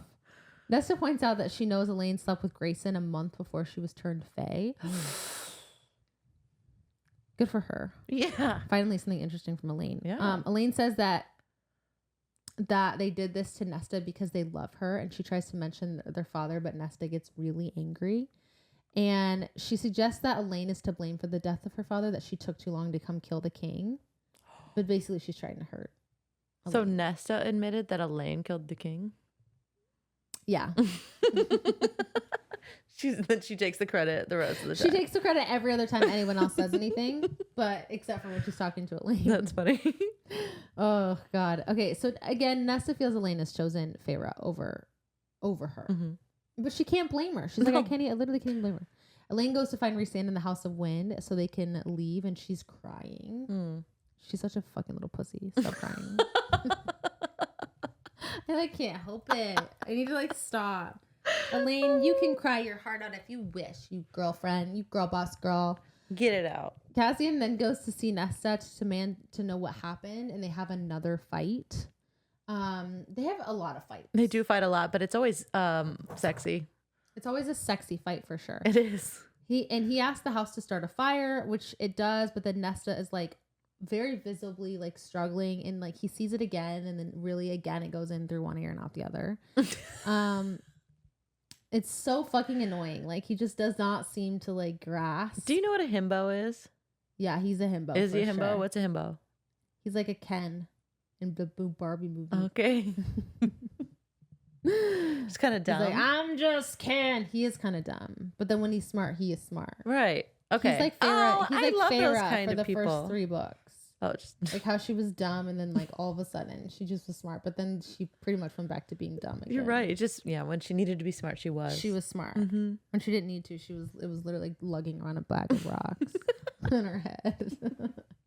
That was aggressive. I shouldn't have said that. Inventive, imaginative. I should write a book. You should. So yeah, he notices how she flinches, but the house does not turn the fire off, and so she just marches angrily to the stairs, and she goes down. She does manage to get to 1,000 before turning back up and going back, which has to be if I had to put a time equivalent, I bet Cassian, because he's waiting at the top, had been waiting there for what, like An hour and a half. no 1,000. No, if it's maybe taking 3 hours to do like 10,000 steps, then I would say probably it would take what's 1/10 of 3 hours. I can't even do that math on the calculator. Okay, a lot. It's not probably 30. Probably 30 minutes? No, 10. Okay, I don't know. Someone do the math for us. Oh my god, this is like watching Dumb and Dumber trying to do math. No. So Cassian is at the top waiting, obviously. He tries to ask her about Elaine, but she dodges it. Asks what set her off, and she says everything. She asks why the priestesses won't come up and like sign up for the training. And he realizes that it's bothering her. Mm-hmm. She says some of them have been here for hundreds of years and have not been able to come back, haven't been able to endure what happened to them. And she wonders if she'll be like that. She's like, what hope do I have? Yeah.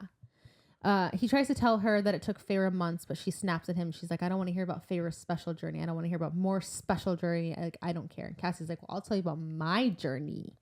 Okay. That he slaughtered every person who hurt his mother. And when he was strong enough and old enough, when he finally came back to where his mother was and found out that she was dead. And he did have the help of his brothers to do that too. She refused to tell him they refused to tell him where they buried her. And a female hinted to them basically dumping her off of a cliff. Ugh. Which is so fucked up. It is. So he destroyed all of them who were responsible, and Rhys and Az helped.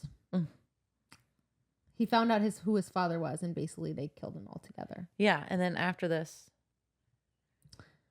he takes 20 years. Oh, yeah, okay, yeah, sorry.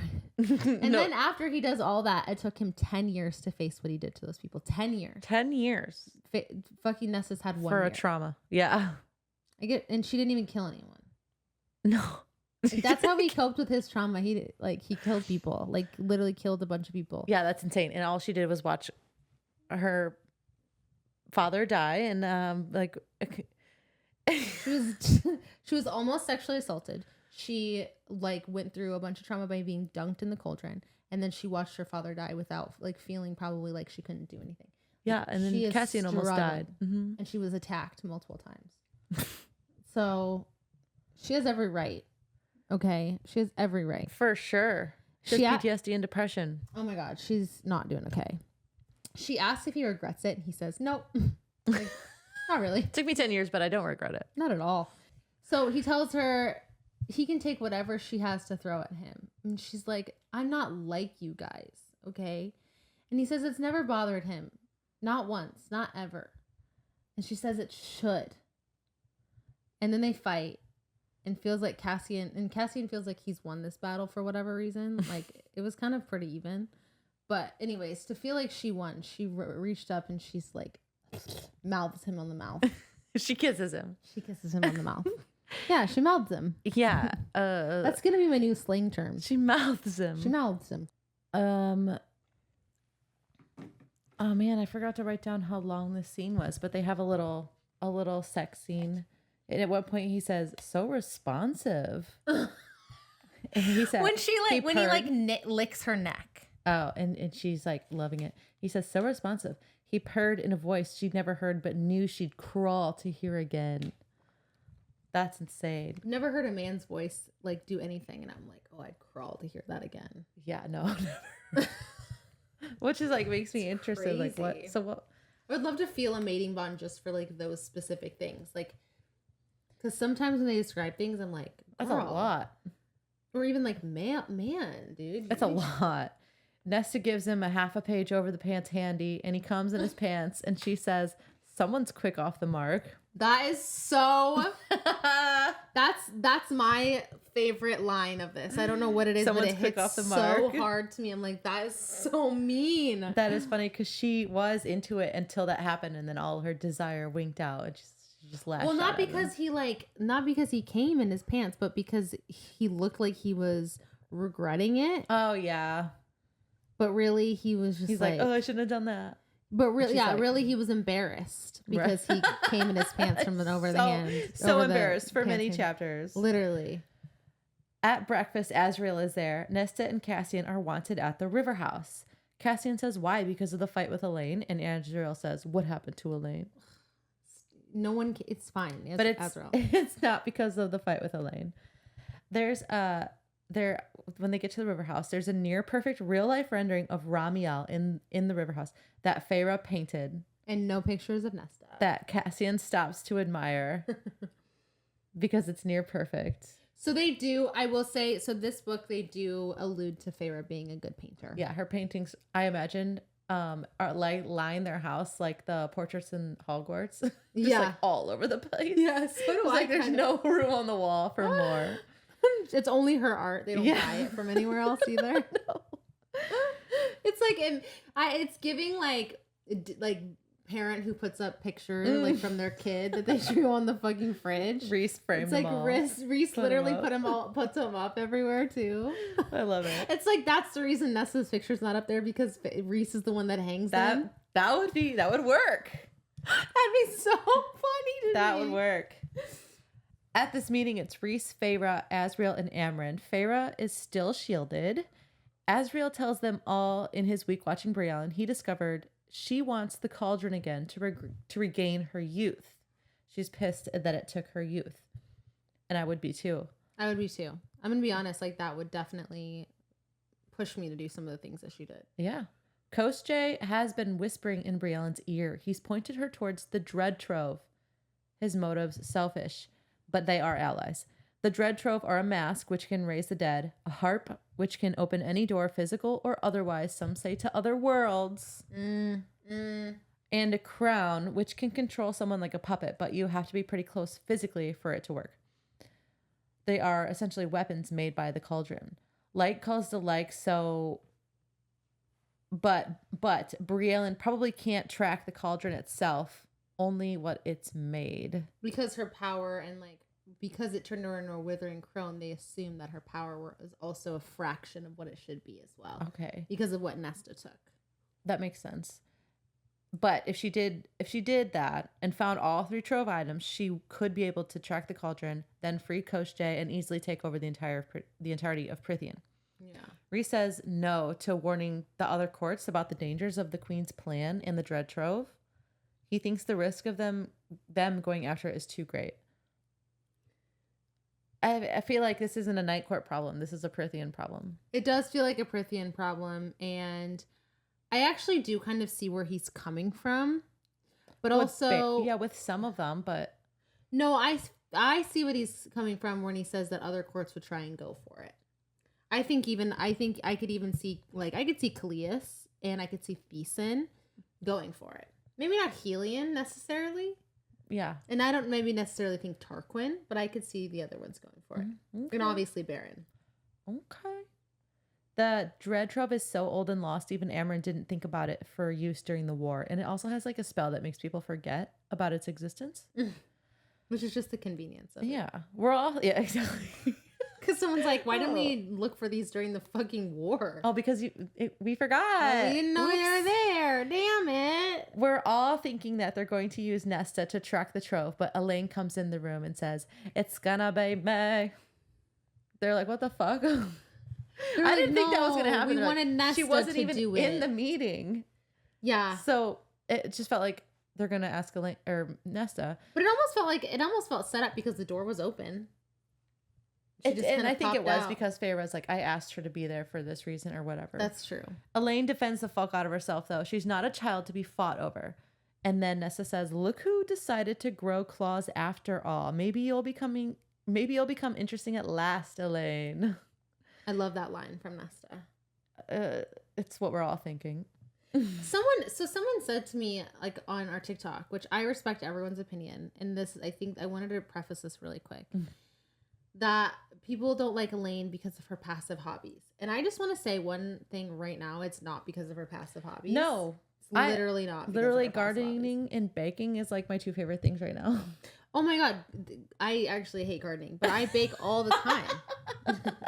I don't hate people who garden though. Like I'm not a gardener. You're not a gardening hater. Yeah, exactly. No. But I think what annoys me, one, is that like, maybe she doesn't want to be in a position where she has to fight for herself and she has to be able to defend herself.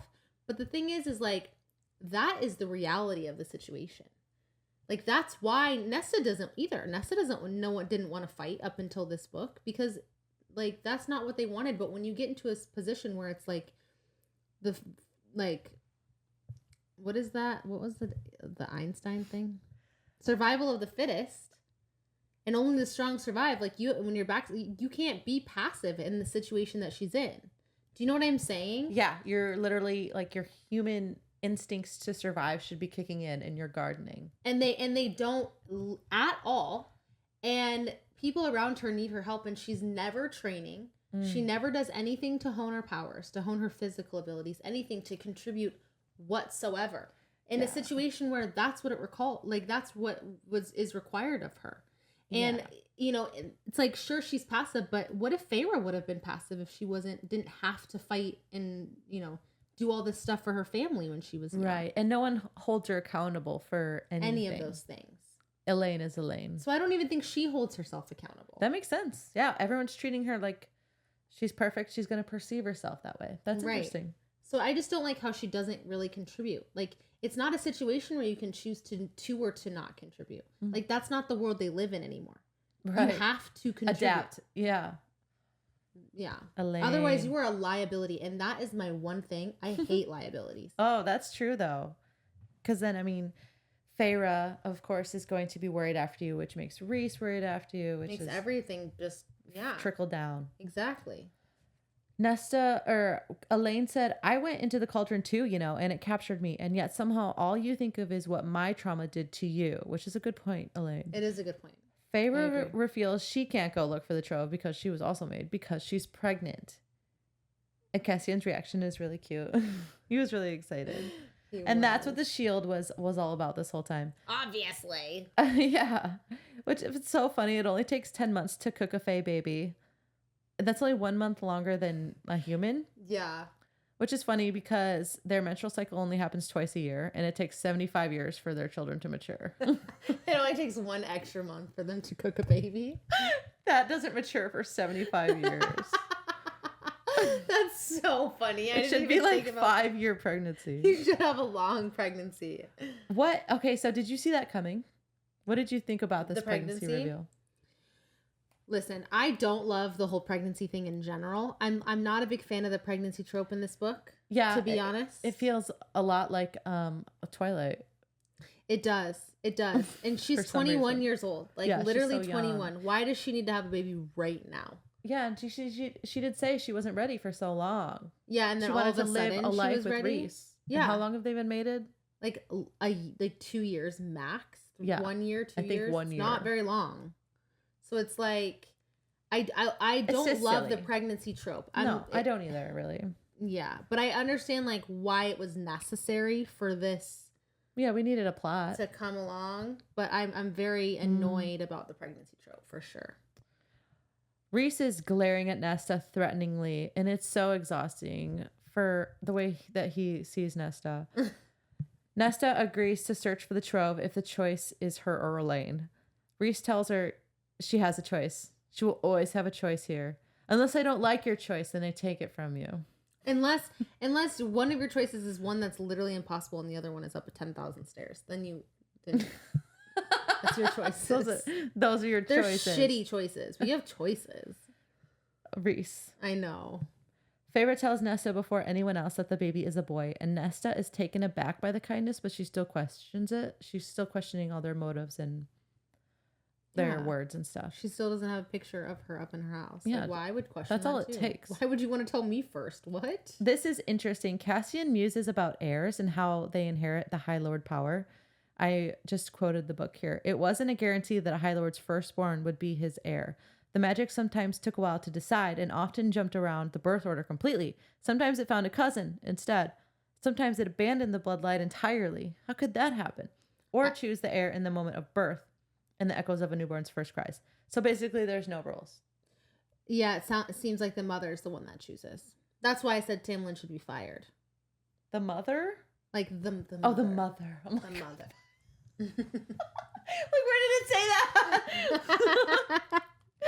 I meant like the mother. Right. Mother save us. Mother save us. Mother hold you. Az and Cassian are talking about Feyre's baby boy. How are they're going to be uncles now, and do they want to be dads too? But Cassian cannot rest until he gives Nesta an orgasm because he nutted and she didn't. And gosh darn it, that's just so unfair. That is not okay. I have to go take care of this. So he seeks her out. He's being so seductive that her breasts pebble. Oh my God. That's at least something I can relate to. That's so funny. My breasts don't tighten, but they do bubble. It's an interesting term, like vernacular, like terminology. I agree. She says the same thing Feyre once said to Rhys. This is just sex. Their courtship has a lot of similarities. It does. It does. Cassian let out a sound from the back of his throat, from his gut, like some sort of starved tormented creature. And I like... What do you think it was? Okay, a sound from the back of his throat, from his gut. I don't know. So I just wrote that down because I always have a fun time imagining what those sounds are. Nesta did give consent in this moment, and Cassian like 4 times waited too. for it. He asked I think he asked 3 times, like 2 or 3 which times. is interesting. To throw that in there. Yeah. After this 6-page sex scene, and in Cassian's POV as well, they both think about how the other shows no signs that they just ravished each other sexually like hours before and convinced themselves that they didn't enjoy it. Yeah, and like he didn't just like lick up her slit. They didn't have sex though. Yeah, he just ate her out and then he left. Yeah. And she didn't want to keep going. But he's like, no, this is a debt. No, debt. I need to pay it. Debt paid. Stupid. I did so good. It's so dumb. Oh, he talks to himself in the mirror. He's like, you did so good. You did so good. You walked away. And then you walked away. Is that gross? I loved it. In a funny way. So yeah, that's super annoying. They're like, did they even like it? Like, did they enjoy it? Mm-hmm. They both do that. Like, they do. Even when they were in the stairway and like she gave him an over the pants. I can't even get through that sentence. Yeah, and he came in his pants, and she's like, "Did he like that?" Yeah, she's like, she thinks that he regretted it in general, and he's upset because he feels embarrassed because like he made her or she made him come and he didn't. Right. So it's like they're always thinking the same thing, just in a little different reason. Opposite. Yeah. Nesta asks Cassian and Az to spar for her so she could watch their technique. Az, they kind of went up for a long time, but Az eventually won by pretending to look at like Nesta and be shocked by something. Cassian's like, what's going on? And then he like got him. And Nesta was blushing by the end of it. 100,000,000% picturing Cassian pumping into her mouth while Azriel pounded her from behind. That is so glad you did that. 100% thinking about that. She did, because she didn't mention it now. It was like a couple chapters later. Or she's like, God, I just want to be Eiffel Towered by these 2 men. Jesus. She did also say that she's already had a couple threesomes, but like none of them look like Azriel and Cassian. Oh my God, dude. And I kind of wish that would have happened. I know, me too. Like, why didn't that happen? I don't know, because they're old now, because they're like 500, and they just don't do things like that anymore. I mean, Nesta's not 500. I know. Dude, I would seduce the shit out of both of them at the same time. Are you kidding? Oh my God. I would pull every move that I had in my fucking boudoir. Yes, truly though.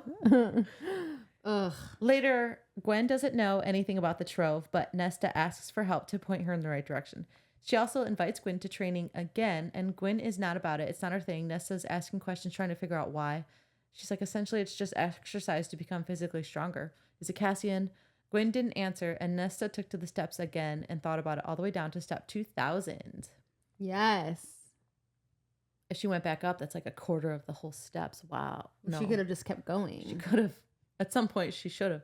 Right. Cassian is at the library because Clotho needs to complain about Nesta training in the library. She's asked her multiple times not to do that. It's distracting the others. Cassian is amused at the thought of her punching and kicking the air and doing lunges while shelving books. Clotho refers to Cassian as Lord Cassian as they say goodbye, and he corrects her. He says it's just Cassian, but she says, "You are a lord in good deeds. It is not a title born but earned." And he's like, trying not to cry. Yeah. It was really cute. I love Clotho. Me too. Cassian catches he catches Nesta going through some of the combos that he taught her, and he comments on her form. It's a little off. She says, "Show me where I'm off." And he does, and he has her do a few more combos. And then Cassian sees a glimpse of the girl he knew before the war. But he's like, okay, but for real, you got to stop doing this in the library. And as he turns to go, he sees a bunch of priestesses had stopped to watch them. And that's what Nesta had doing this. She had been doing this all on purpose to show the priestesses a glimpse of what training from Cassian looked like and how respectful he was. And look, we're just like fucking punching and kicking. Yeah, that's all. It'll be fun. It was a good idea. But still no signatures on the sign-up sheet. Clotho seems sad about that, and that hits Nesta in the heart. And she again takes the stairs. She gets to 900. She got 2,000 and then 900? Yeah, because she feels defeated, so she doesn't go as far. Oh, okay. At the house, she sees that Cassian left her a book called The Dance of Battle. And she thought the house had done it at first, but the house like gave her a bunch of romances. She's like, no, I would give you this. Yeah. And then she learned it was from Cassian. She reads it and she's able to better understand the complexities of commanding an army as Cassian does with ease. So it's like a better way for her to connect with Cassian. Yeah, and he is smart. Yeah. Sometimes. Yeah, he's not stupid. I don't like calling anybody stupid. He's selectively smart. I don't like calling anybody stupid. No, I agree. She Except also for late. No, I'm kidding. She also realizes here that she's afraid of failure, and that's why she shuts everyone out, including herself, and that's why no signatures on the sign-up sheet is hurting her. But the next day, after training, Gwyn's name is on the sign-up sheet. Yay! She's ready. Gwyn, the thin Banduarda. Good for her. What? I don't remember how to say her name. Me either. Part 2, Blade. Sorry. Gwen comes to training. That day is the first time she was outside since she was at the library. Right. That's which insane. Is insane. That training thing seems cool to go up to and hang out. Yeah. At. I agree. If it looks the way I think it looks. I kind of picture like an outdoor gymnasium, but that's probably like a gymnastics gymnasium. A dirt circle in the grass. Yeah. With a single mirror standing on the outside. With a single mirror. Yeah. Because he does. Yeah, there is a mirror. Oh, and then maybe like a couple of swords hanging up. Yeah. On like it's so pathetic. On like a rack. No, for sure. Gwen says she signed up so she can never feel powerless again. Yes, Gwen. Then Nesta goes to Windhaven with Cassian and goes to visit Emery in her shop. A Fey male is in the shop when she gets there, and he appears drunk and says that his father sent him to convey a message to Miss Emery. And Emery says, "Message received, but the store is hers, not yours, motherfucker." Get it. His name is Bellius, and he is her cousin. His father was Emery's uncle. Her father's brother. Why would they say it like that? What did they say? It like. Bellius is her cousin. His father was Emery's uncle. Her father's brother. Right. Okay. Yeah, no, it's all connected. Why don't we just Could have been her mother's all brother. of that? Yeah. That's fair. That's fair. but doesn't okay. It doesn't matter. Bellius is due to compete in the right this year, which is why Emery thinks that he's such a dick. Yeah, he's like so cocky. Yeah. Emery says warmer leathers can be made, but it's not cheap. And Nessa says that she can't afford them. Emery's like, well, you can. Yeah, Emery's like, well, you can pay it off as you go. And she's like, well, I'm not like literally not even getting paid for the library, so I can't even. He's like, I literally don't have any money. I literally have no money, and I don't even see any foreseeable future with a job. I'm stuck upstairs. She invites Emery to have lunch. Emery invites Nesta to have lunch with her. And Emery says it's just her, no mate, no husband. And Nesta says it's the same for her. And Emery's like, it's so nice. Except for cousin Erston. Who's that? She has a cousin on the continent. Oh. And they named her. Oh, yeah. Cousin Erston. Cousin. Okay, yes. Okay, yeah. You're right. Who ignored them during their poverty. Yeah. Cousin Erston. I was so confused. I was just about to get into their family, and I was like, wait, who is Erston? Still alive somewhere. Yes. Okay. It's the same for her. Emery says it's nice to meet another female that's not obsessed with getting married and having babies. Which little does Emery know that she's definitely obsessed with men, though. Oh, yeah. So, or a male. The food is really good. Yeah. Yeah. The food is really good. Emery says it is the spices she uses, which are really hard to come by in Woodhaven. Mm-hmm. So it's like she kind of is like. She likes spices. She doesn't have as many, though, because of the fact that the trading and stuff is messed up from the war, probably. Yeah. they talk about family, and Nesta tells Emery that both of their parents are dead, and other than her sister, she has no family except for her cousin Erskine. Who lives on the continent. Yeah. Such a funny thing to give cousin Erskine a name. Maybe cousin Erskine's going to come back around. I hope so. It feels like it might happen. I think it might. Her and Briar. Erskine and Briar. Remember Briar? Yeah, of course I remember Briar. MVP. Yeah, seriously, 5 minutes for sure. Emery says her mother died giving birth to her, which is really sad. And her older brother died before she was born. Oh, that's sad. And her father died during the war. Good. You, Dad. Her family keep trying to take the store from her, like her cousins and stuff, because she's a female, because they don't really give that kind of stuff over easily. They don't like women with power. Mm-hmm. Nesta offers Emery to come train with them at the top of the House of Wind, obviously, and says someone can come get her and winnow her to the house, but she's like, no. And at one point, Nesta's like, I didn't peg you for a coward. Yeah. She's like, well, you didn't peg me at all. No, I was kidding. Sorry. I don't know why I said that. That's a good one. Cassian goes to meet Eris in the Illyrian steppes, which we've never really heard much about this before, and asks him about the Dread Trove and whether Baron knows about them. Eris says his father does not know about them yet. And it's interesting that Briallen is keeping those secrets from Baron. That is interesting. Especially when the Trove is in... Well, actually, it does make sense, though, because... Yeah, because why would Baron, if he could find those pieces before she could, why would he ever align with her? Mm. So I guess that makes sense. He and Cassian exchange a few words. He calls Cassian a bastard, and it really gets to Cassian. And Nesta later on finds Cassian in a chair and drinking a glass of wine and looking miserable. Oh, yeah. And he's in a mood after the meeting with Eris. And she asks, what happened with Eris? And he tells her... he intends to help them find the Trove and won't tell his father anything. She's like, well, isn't that like a good thing? Yeah, like so. And she doesn't understand what the problem is. And Cassian's like, I just hate him. Like, and because he doesn't know how to deal with him. He doesn't know the games that he plays. Yeah. The mind games, those things. Yeah, he doesn't understand it. And he feels like Eris always has the upper hand, which makes sense. Yeah, like totally valid. Yeah. Nesta wants to cheer him up. In the only way she knows how. And gives him the blowiest of blowjays. 5-page long. These blowjobs save lives. Truly. This picture, like Derek Shepherd in the middle, like Derek Shepherd from Grey's Anatomy. Yeah, like isn't it a great night to save lives? Great day to save lives. And she goes and just gives him a blowjob. Oh God, what a crossover! I didn't think we could relate Grey's Anatomy back to this scene. I'm gonna cry. Wow. Do you picture it now, though? Yeah. Like, she's walking over, she's like, it's great to just save lives.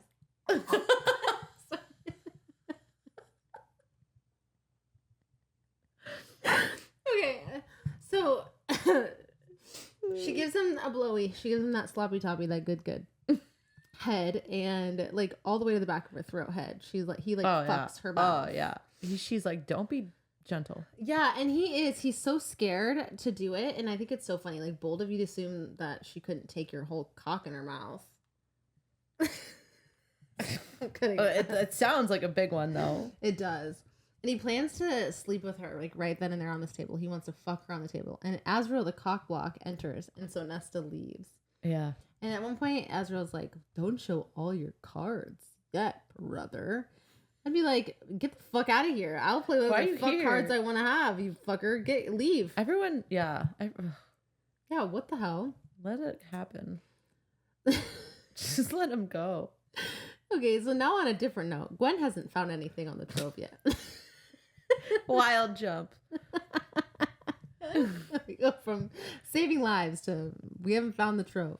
Cassian is going up to Windhaven, so Nesta gives him a package to give to Emery filled with spices and tea.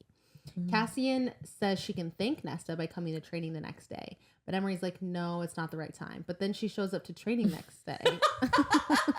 It was the right time. Nesta is still attempting to get down the stairs and makes it to step 3000 this time. She's really killing it. Stairmaster Girlie goes nuts. Cassian goes to meet with the others without her. And Amryn says, this part like kind of does piss me off a little bit. Amryn says that Nesta needs to start looking for the trove. Amryn thinks that they should ask Elaine, and Azriel says that there is an innate darkness to the trove that he doesn't think Elaine should be exposed to. And Cassian gets mad because he's like, Nesta should be exposed to it, which is a very, very fair point. Very fair. They agree to give Nesta one more week before they ask Elaine to search for it instead. Mm-hmm. And not because they think Elaine will do it, but because they want that to influence Nesta. So basically they want to use Elaine to manipulate Nesta. Oh. And Cassian's just like, God. I don't like it, but... Himbo. Are you kidding? Like, I'd be... Like, how does he not fight for her in that? Like, no. Like, she'll search for it when she searches for it. If you want to use Elaine, but you're not going to use Elaine to manipulate Nesta. That's crazy. It's crazy behavior. 100%. Gwen finds Nesta in the library and says Meryl somehow found out that she swapped the book. Oh, and no! Is coming to find her. She's going to come kill her. Literally. Oh, God. I thought. Meryl says she's a descendant from a Rabath, Lord of the Western Wind. A Rabath. A Rabath. Rabath, probably. Anyway, it's a Lord of the Western Wind. Nesta isn't scared of her at all. She argues right back to Meryl, and eventually Meryl leaves. And she does at one point call Gwen a nymph. So that's the difference. There it is, yeah. That Nesta smelled, not you. You're smelling. I can't smell Gwen. Gwen reveals that her grandmother was a river nymph who seduced a high-famed male from the autumn court. So she's a quarter nymph. That's cool. That's super cool. People actually say that they think that her grandfather is Eris. And their father is Tamlin. Wait. Listen to this story and I'll explain it. Listen to the story and I'll explain it. I'll tell you right now. Okay, we'll start from the beginning. All right. Gwen, her grandmother was a river nymph who seduced a high-famed male from the autumn court. So she's a quarter nymph. Her grandfather is a high-famed male from the autumn court. Her mother was unwanted by the nymphs or the high fae. So she was sent to Saint Grava and raised there. And they mentioned something about it being in the like that she wasn't good for the spring court or the autumn court. So someone's from the spring court. I think her mother maybe. Oh. Or her grandmother, I mean. And her mother took part in the Great Rite when she was of age. And Gwen and her twin sister were born. Her mother never found out who the fae was that she slept with, yada, yada, yada. So who takes part in the Great Rite? Everybody? I thought everyone took part in the Great Rite. But people think that it's Tamlin, who's her dad, and then Eris. Well, that would be obvious. You would know who it was. She would know. Well, everyone be fucking that night, though. Everyone does. Like... Because remember, even Lucian was like, I'll find my little thing. For the night? Yeah, exactly. Okay. So, I can buy it. I could buy it. 3 priestesses show up to the training the next day. Rosalind, Deirdre, and Anarchy. And Ananka. It's Ananka. It's Ananka. Nesta decides to try scrying and tells Cassian that she can't ask the priestesses to face their fears when she isn't going to do the same. Good for her. She tries, but nothing happens, and she kind of has a breakdown a little bit and tells Cassian she thinks her power is gone. But he says that he can feel it in her bones and has seen it in her eyes. Mm-hmm. And she has a nightmare that night, a really bad nightmare that the cauldron comes to find her. Cassian wakes up, hears Nesta screaming. Cassian and Azriel run to her room, find her in her bed, bathed in silver fire, cold silver fire, and screaming. Reese appears, but the fire isn't like burning anything. It's cold, yeah. We're like, it's just contained to her body. Yeah, exactly. She's not burning to death. Mm-hmm. Or anything around her, though. Mm-hmm, mm-hmm. And Reese appears and tries to wake her up, but he can't get into her mind and help her calm down. His power is like pushing down on her. She's resisting. Cassian gets closer to her and calls her name, and it seems to get her through enough for Reese to be able to finally get into her mind and help her like get back to sleep. And Reese tells Cassian her scrying was the thing that brought up all of these memories and nightmares for her, like when she was in the cauldron. Yeah, he saw and felt it, saw what it took from her and what she took from it. Says he didn't understand her trauma until he felt it himself. Reese? Yeah. Mm-hmm. Well, Finally, he's like, oh my God, I didn't realize what she actually has because I never asked been through or thought about it. That's or really cared. bad. Yeah, like maybe I kind of but now that I take it see easier. that, oh my God. Yeah. And Cassian asks what her power is, and Reese says it's pure death. Nesta wakes after the nightmare and finds Cassian asleep in a chair beside her bed, and she's like, oh, my sweet little heart. Yeah. It's so sweet. At training, she tells Gwen and Emery about her nightmare. Reese tells Cassian that the baby has wings later on, and Maja, the healer, told him like the day before.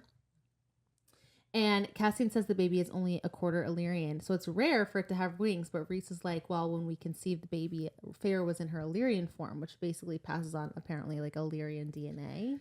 Yeah. She has like an Illyrian egg. Because she shifts her entire body.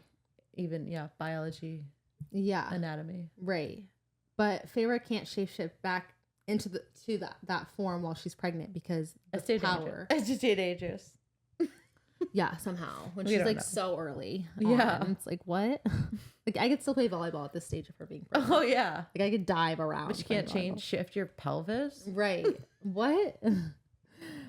Reese tells them that they are forbidden from telling Feyre about it, so he wants to keep it from her completely.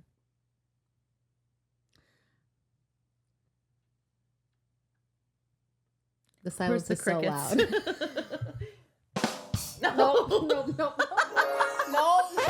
No. Oh, there. Record time. Oh, here we go. I found it. I don't know how to do it. We had a whole party. Okay. Oh my God. Okay, I'm just gonna let it go. Okay. Reese tells them that they're forbidden from telling Feyre about it, as Maja only tells her that there's an elevated risk in labor.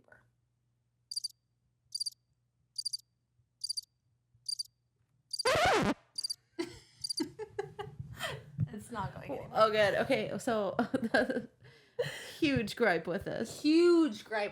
This is unacceptable Reese behavior. It's terrible. It's so much. I don't even have words right now. I don't have a word.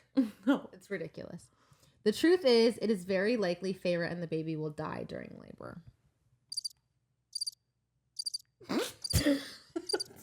Why crickets for that one? I don't know. She's gonna die. Oh, no one cares. No, I'm just kidding. Oh, Jesus.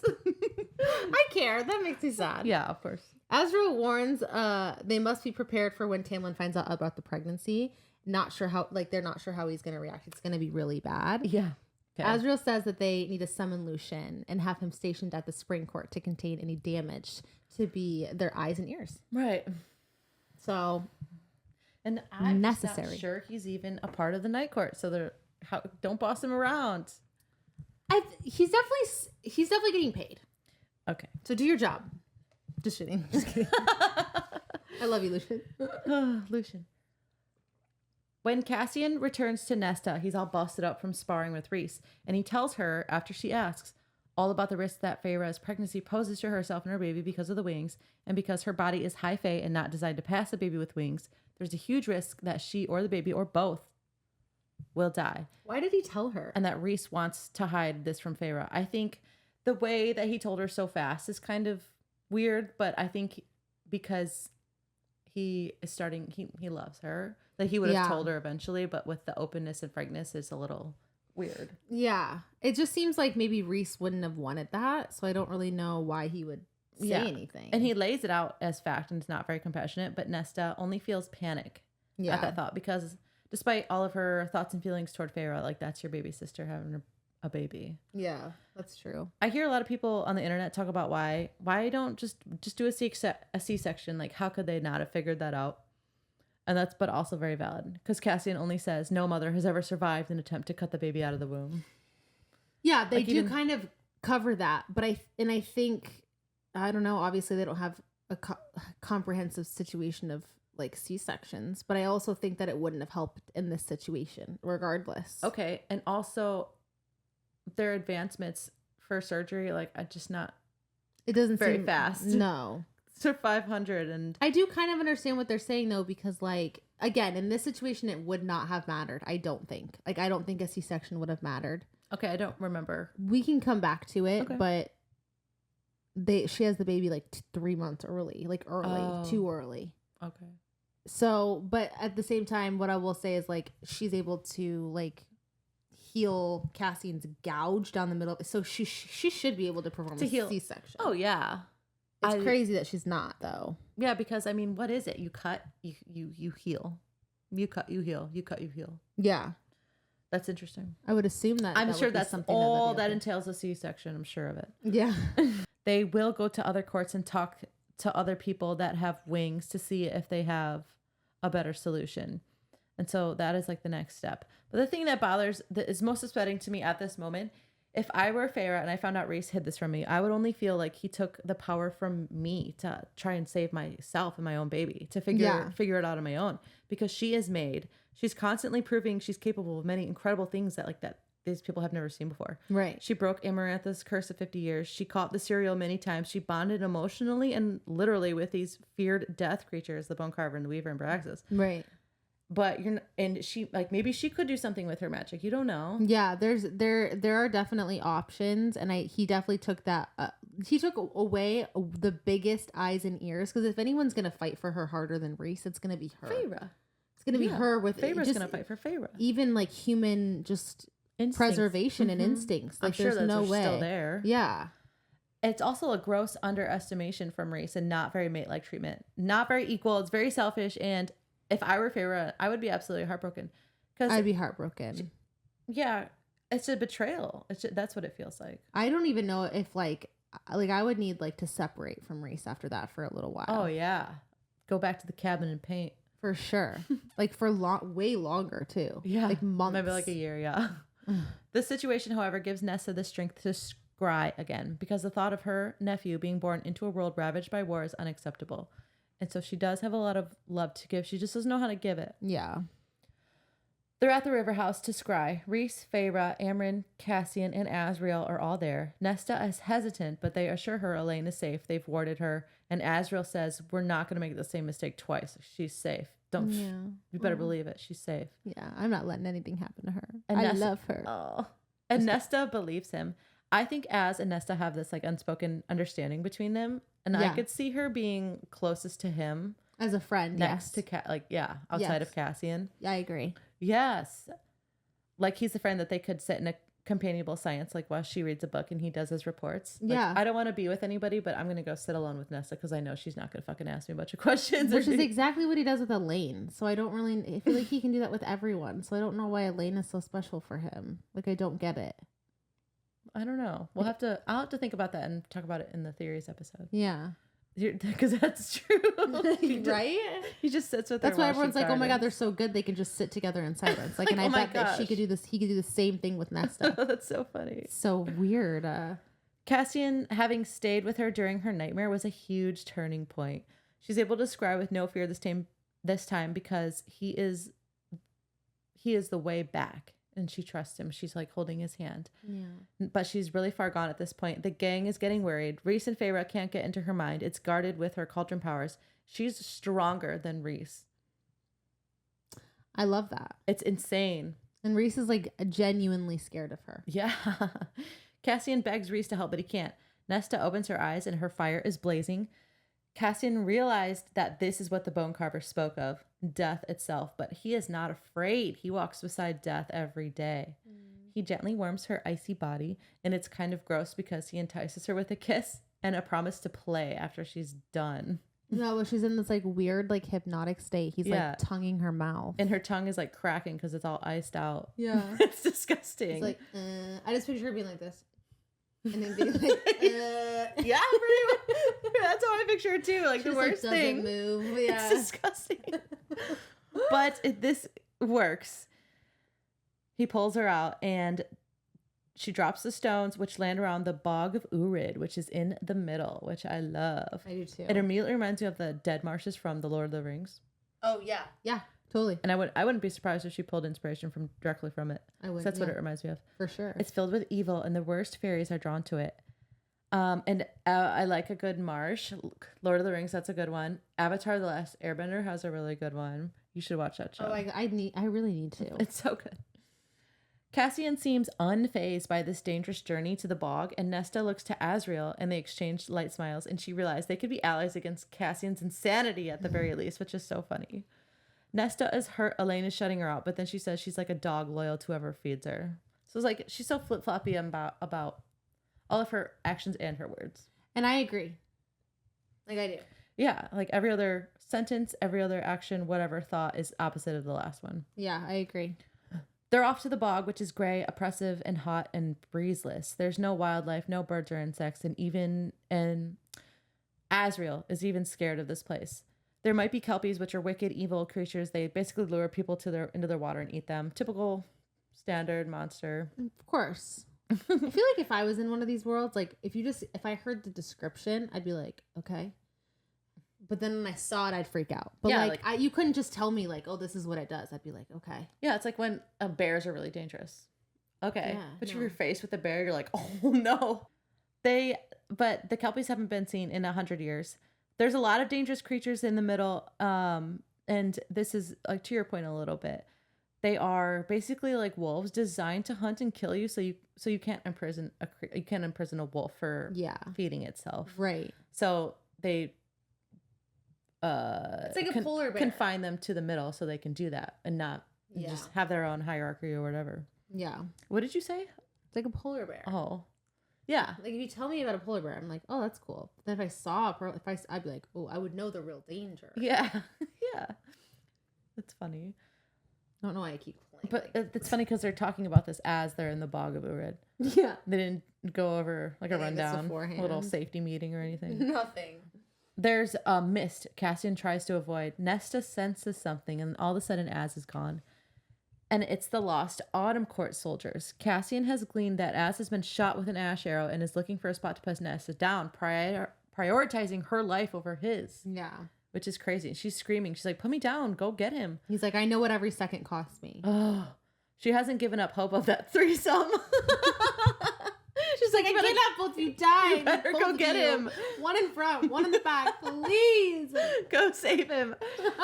He drops her in a tree and he hoofs it. Turns out, as his siphons are useless, he's battling hand to hand 6 soldiers at once, and he sent up a signal for Cassian to see. He comes down, death from above, and slaughters everybody. And then we're back to Nesta. Nesta decides she can't cling to a tree and wait. She has to go look for them. What if they're both injured? She's pretty useless, but she does have magic. She could try. I could never have a threesome again. Yeah, I gotta go get that other male. No. She climbs down and sees a face staring back at her from the black water. A disgusting, white, gaunt face, black-haired, naked thing crawls out of the water. Nesta is frozen in fear as it slowly crawls towards her, and she even pees herself a little bit. A lot. It starts to speak in a different language, and I can't imagine what that even sounds like. But she realizes, like, oh shit, this is a kelpie. But it's too late. When it grabs her, she can't get away. She can't find any purchase in the ground, and it drags her under the surface. Back to Cassian. He leaves 2 soldiers alive. He knows the deal. They don't know for sure if it's Eris's missing soldier, so they're gonna keep them alive to interrogate. Yeah. But they fought hard with a vacancy inside them. They were basically like zombies fighting. Yeah. Cassian shoots off to find Nesta, unsure if Az can even fly. He's like, if he's coming, he's coming. If he's not, I'll come back. Yeah. But whatever. But he can. They both go to where she was left, and she's gone. Her scent disappeared into the water. Back to Nesta. She's being dragged through the water. She remembers she has a dagger and is able to stab the kelpie's arm until it lets go. But it finds her again and kisses her. And she flashes back to Thomas Mandry when he attempted to assault her. But the kelpie breathed air into her lungs. That's not what he was doing. And there are implications here that the kelpie wants to keep her alive for reasons other than just eating her. Because he's like petting her as well. Yeah. It rips her weapons from her and gives her more air. She's losing hope, but tries to summon her powers. And then she sees a gold disc of power. And as it reaches her fingers, she realizes it's the mask. Light calls to light, power to power. And she slams it onto her face in a desperate attempt to save herself. Oh, and I hate underwater scenes. I always consciously like that breathing really through them. Stressed me out. Yeah, it was very stressful. Ugh. Her body immediately stops hurting. She doesn't need to breathe anymore. And the kelpie lets her go when he sees her. He turns around and he's like, whoa. Yeah. Fuck. She raises the dead to help fight the kelpie and thinks, Though she had fought back against Thomas, against the cauldron, against the king of Hybern, they had all happened to her. She had survived, but she had been helpless and afraid. Not today. Today, she would happen to him. Thank God. And oh my God. And she bade the dead to rip the Kelpie to shreds. How good must that have felt? Probably so good. For her. She finally had this power to help myself. Right. 100%.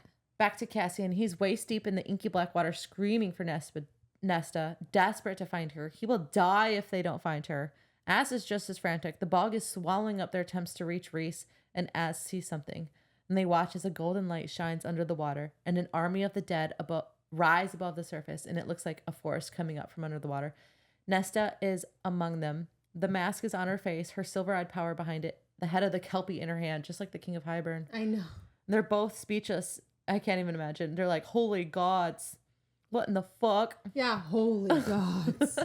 The mask is a thing of legend, and here Nesta is using it, the dead at her will. Az is scared as shit. Cassian is in awe. He whispers her name. Nesta. Nesta, psst, what are you doing? Nesta, please. She drops the head, and power ripples toward them. Cassian weathers it. He doesn't fight it. And so does Az. They both bow to it. Cassian looks up to see Nesta pull the mask off of her face and collapse along with the rest of the dead. He catches her, drags her to the shore, and she's back to herself, and he holds her while she clutches the mask and falls unconscious. Aww. Poor So girl. sweet. Yeah, that was a lot. That was a lot of power she welled. Aggressive for her, for sure. Go Nesta. Cassian and Azrael have brought the two Autumn Court soldiers to the place in the Court of Nightmares that even Kier won't go. Like, there's like these animals that they like kind of describe vaguely. It reminds me of in Star Wars where Jabba the Hutt he's like down in that pit. Is that what they do? They like throw like I wouldn't know. No, I don't know. I feel like I don't actually remember all that well, but I feel like he's in a pit and they like throw their prisoners down there. Oh God, probably. That's what I. The thing that's is, what I imagine. It's so pathetic. And like one body could make that last for like 10 years, is what he said. They'll go into hibernation. Yeah. They'll throw the bodies of their enemies down there to give the beasts something food to do and keep them below. Ugh. Yeah. Azrael is trying to get answers from them while Cass, Rhys, and Feyre and Amryn watch. Why all of Feyre them are there? Like, why is Feyre there? Why is Amryn there? She doesn't need all that stress. No, why does it, like, I don't feel like all of them need to be there. No. Nesta is upstairs sleeping in Rhys's palace above the hewn city. Amryn says that they appear to be under an enchantment, and their only drive is to harm without reason. And these soldiers are likely Eris's soldiers that went missing. Mm-hmm. We kind of said that a couple times. Yeah, it wasn't confirmed. Yeah. Yeah. How it is. Yeah. And they will ask Helion to come to see if he can break the spell on them. Feyre's like, we should ask Helion. Then she's like, not because of the other thing. No, I think it was not because of the book, or not because of the mask. She meant not because of the baby, because she's not even in on the baby situation. Oh, yeah. She doesn't even know what's happening with her own body. Yeah. She doesn't even know. Yeah. So it's the mask because that's why she would want to hide that. Okay. Yeah. Oh my God, that's so funny that I thought that. Like, she doesn't even know how bad that is. That's right. She's just trying to weather She's that not storm. because that other thing. Yeah. And I thought she meant the baby. That's so funny. Like, they go upstairs and Nesta is awake sitting in the room with the mask. Rhys asks how she got into the room with the mask, and she says that the door was open and she found herself beckoned there. The mask. Like no one was supposed to be able to get in there. It reminds me of like the mask from the movie The Mask. That's what I picture. It's like literally what I picture too. I think that would work. Though. It would work. Mm-hmm. Yeah, I agree. Amryn says that she's lucky she was able to take the mask off. Most who have worn it could not remove it, and they had to be beheaded to get the mask off. Well, how long did they try, do you think? Probably before a long beheading? time, but because they were raising an army of the dead, they had to kill them. Yeah, that's the price of wearing the mask, of the power of the mask. Rhys says that others couldn't remove it because the mask could not recognize their power, but Nesta is different and she is made. Like calls to like. They say that 15 times in just this specific chapter alone. It's so fucking annoying. This book, they say that so much. Wait, I'm gonna look real quick. Like I get like to like calls like calls like calls. I'm gonna look it up and see how many times. They believe Nesta can ward a room to keep the mask in, so others won't be able to get to it.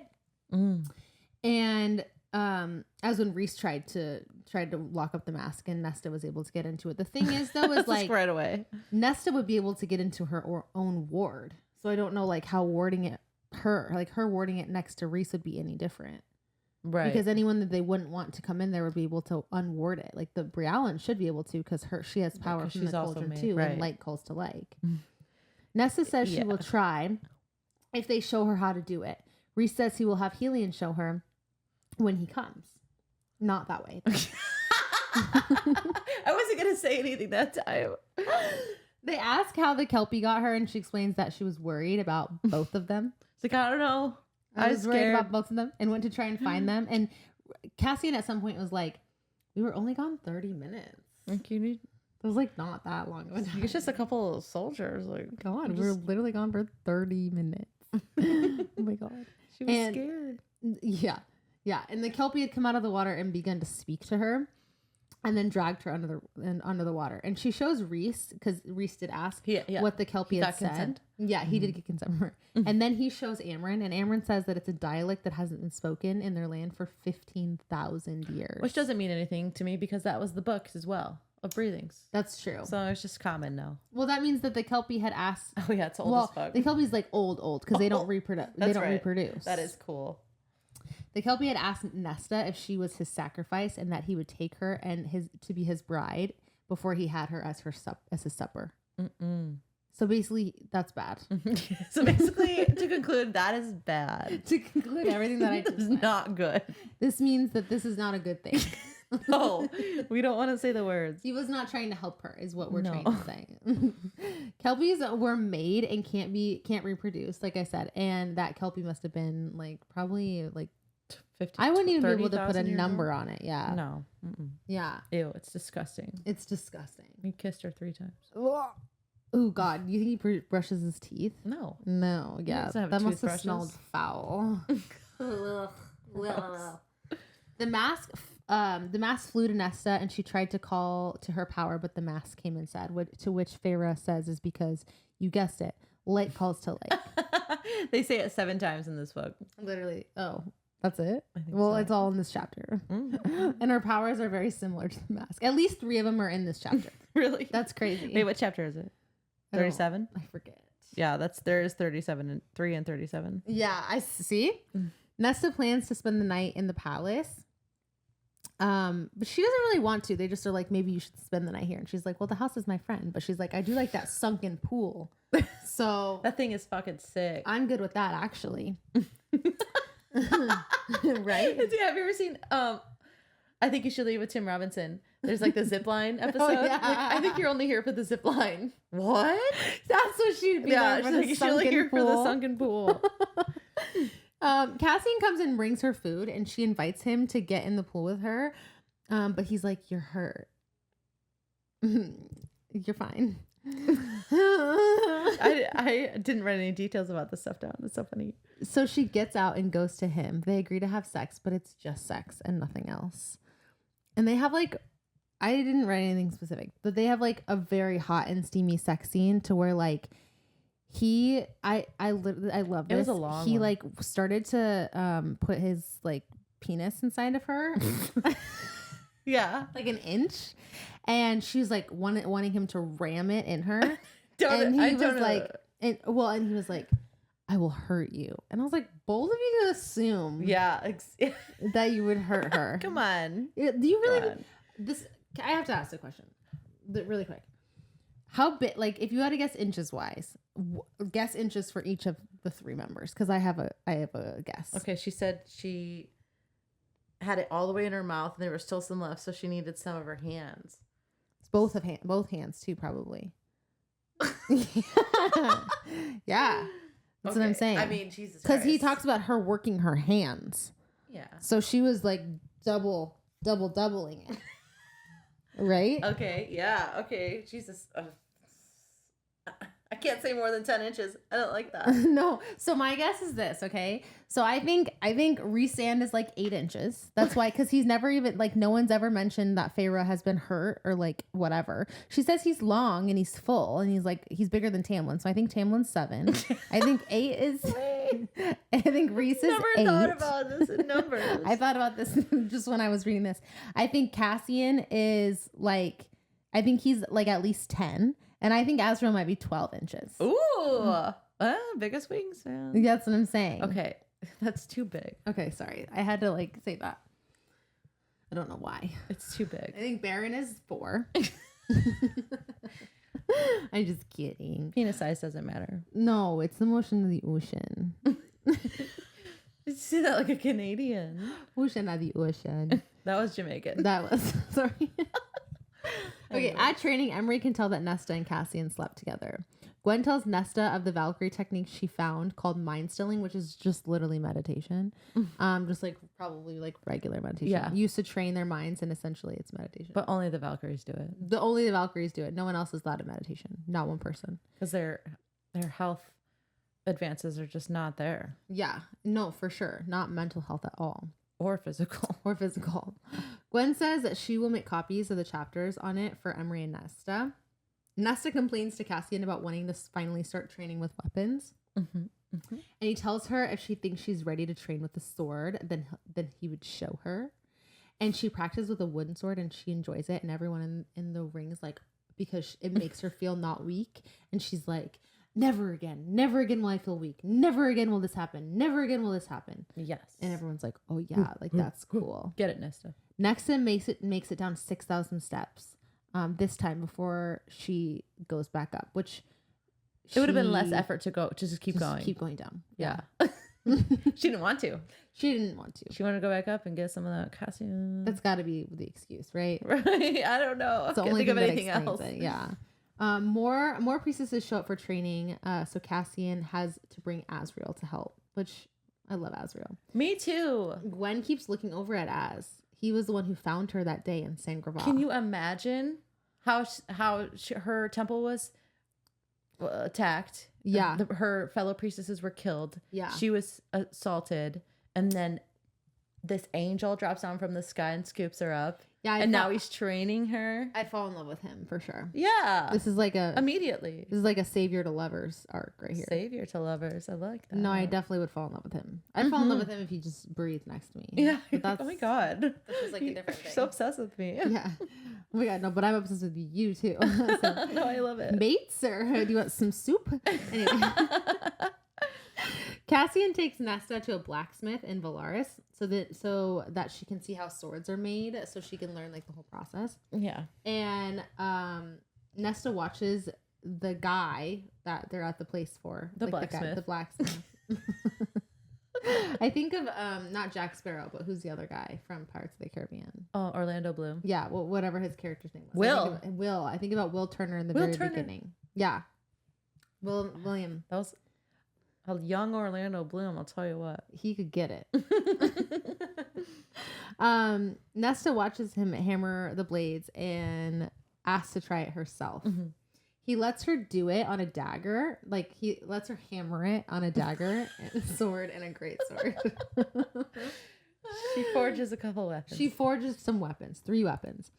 That day at training, she wants to spar with the punching bag that they have and a tree trunk wrapped in blankets. It's like their own personal punching bag. Lucian shows up and watches her do it. Oh, yeah. I forgot about this part. And she has punched through the blankets, the wood, and her power seems to have burned the tree from the inside out. And when Cassian touches it, it dissolves into a pile of cinders. Ooh. And Lucian's like, Mother help you all.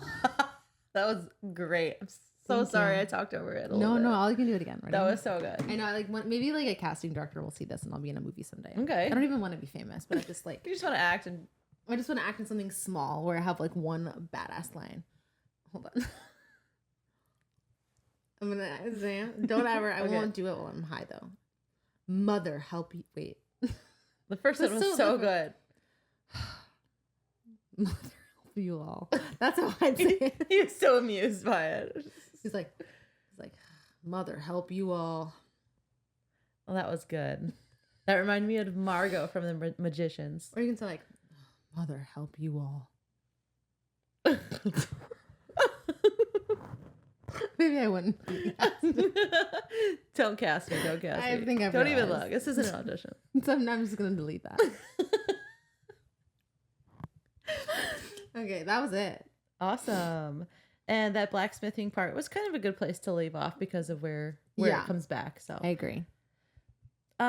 Okay, let's start the end of our wrap up with an impression of Tamlin in this book. In this half of the book. What kind of impression? What is your impression of Tamlin in this half of the book? Just in general? Like Yeah. I'd be like turning into Gollum.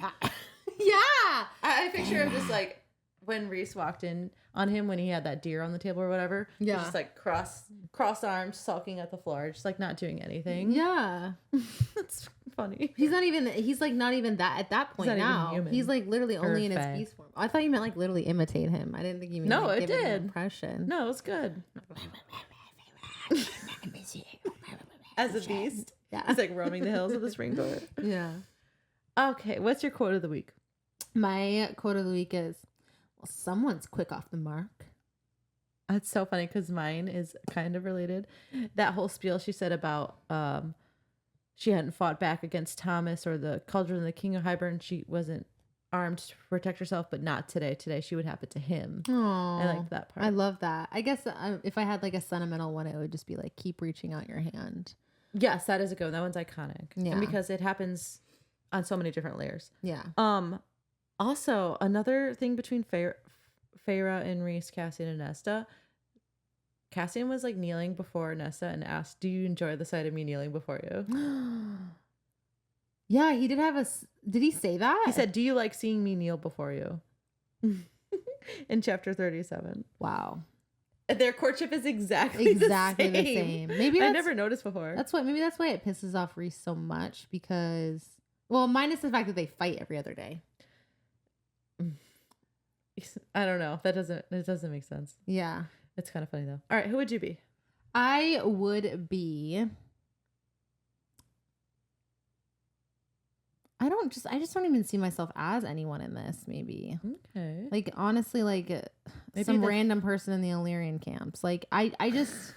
You're just not in the story. I'm like not even at this. I'm not even in the story. Oh, I picked one of the priestesses that come to training after Gwen and Emery. Yeah, and that's after fair. the other three that are named. Yeah, one of the nameless. I'd be ones. like one of the ones that's like gawking at Azrael because I do mention that, Yeah, but like he like on the doesn't even pay sidelines. 1 ounce of attention to. I could live with that. Like drooling, and he's like, "You have something."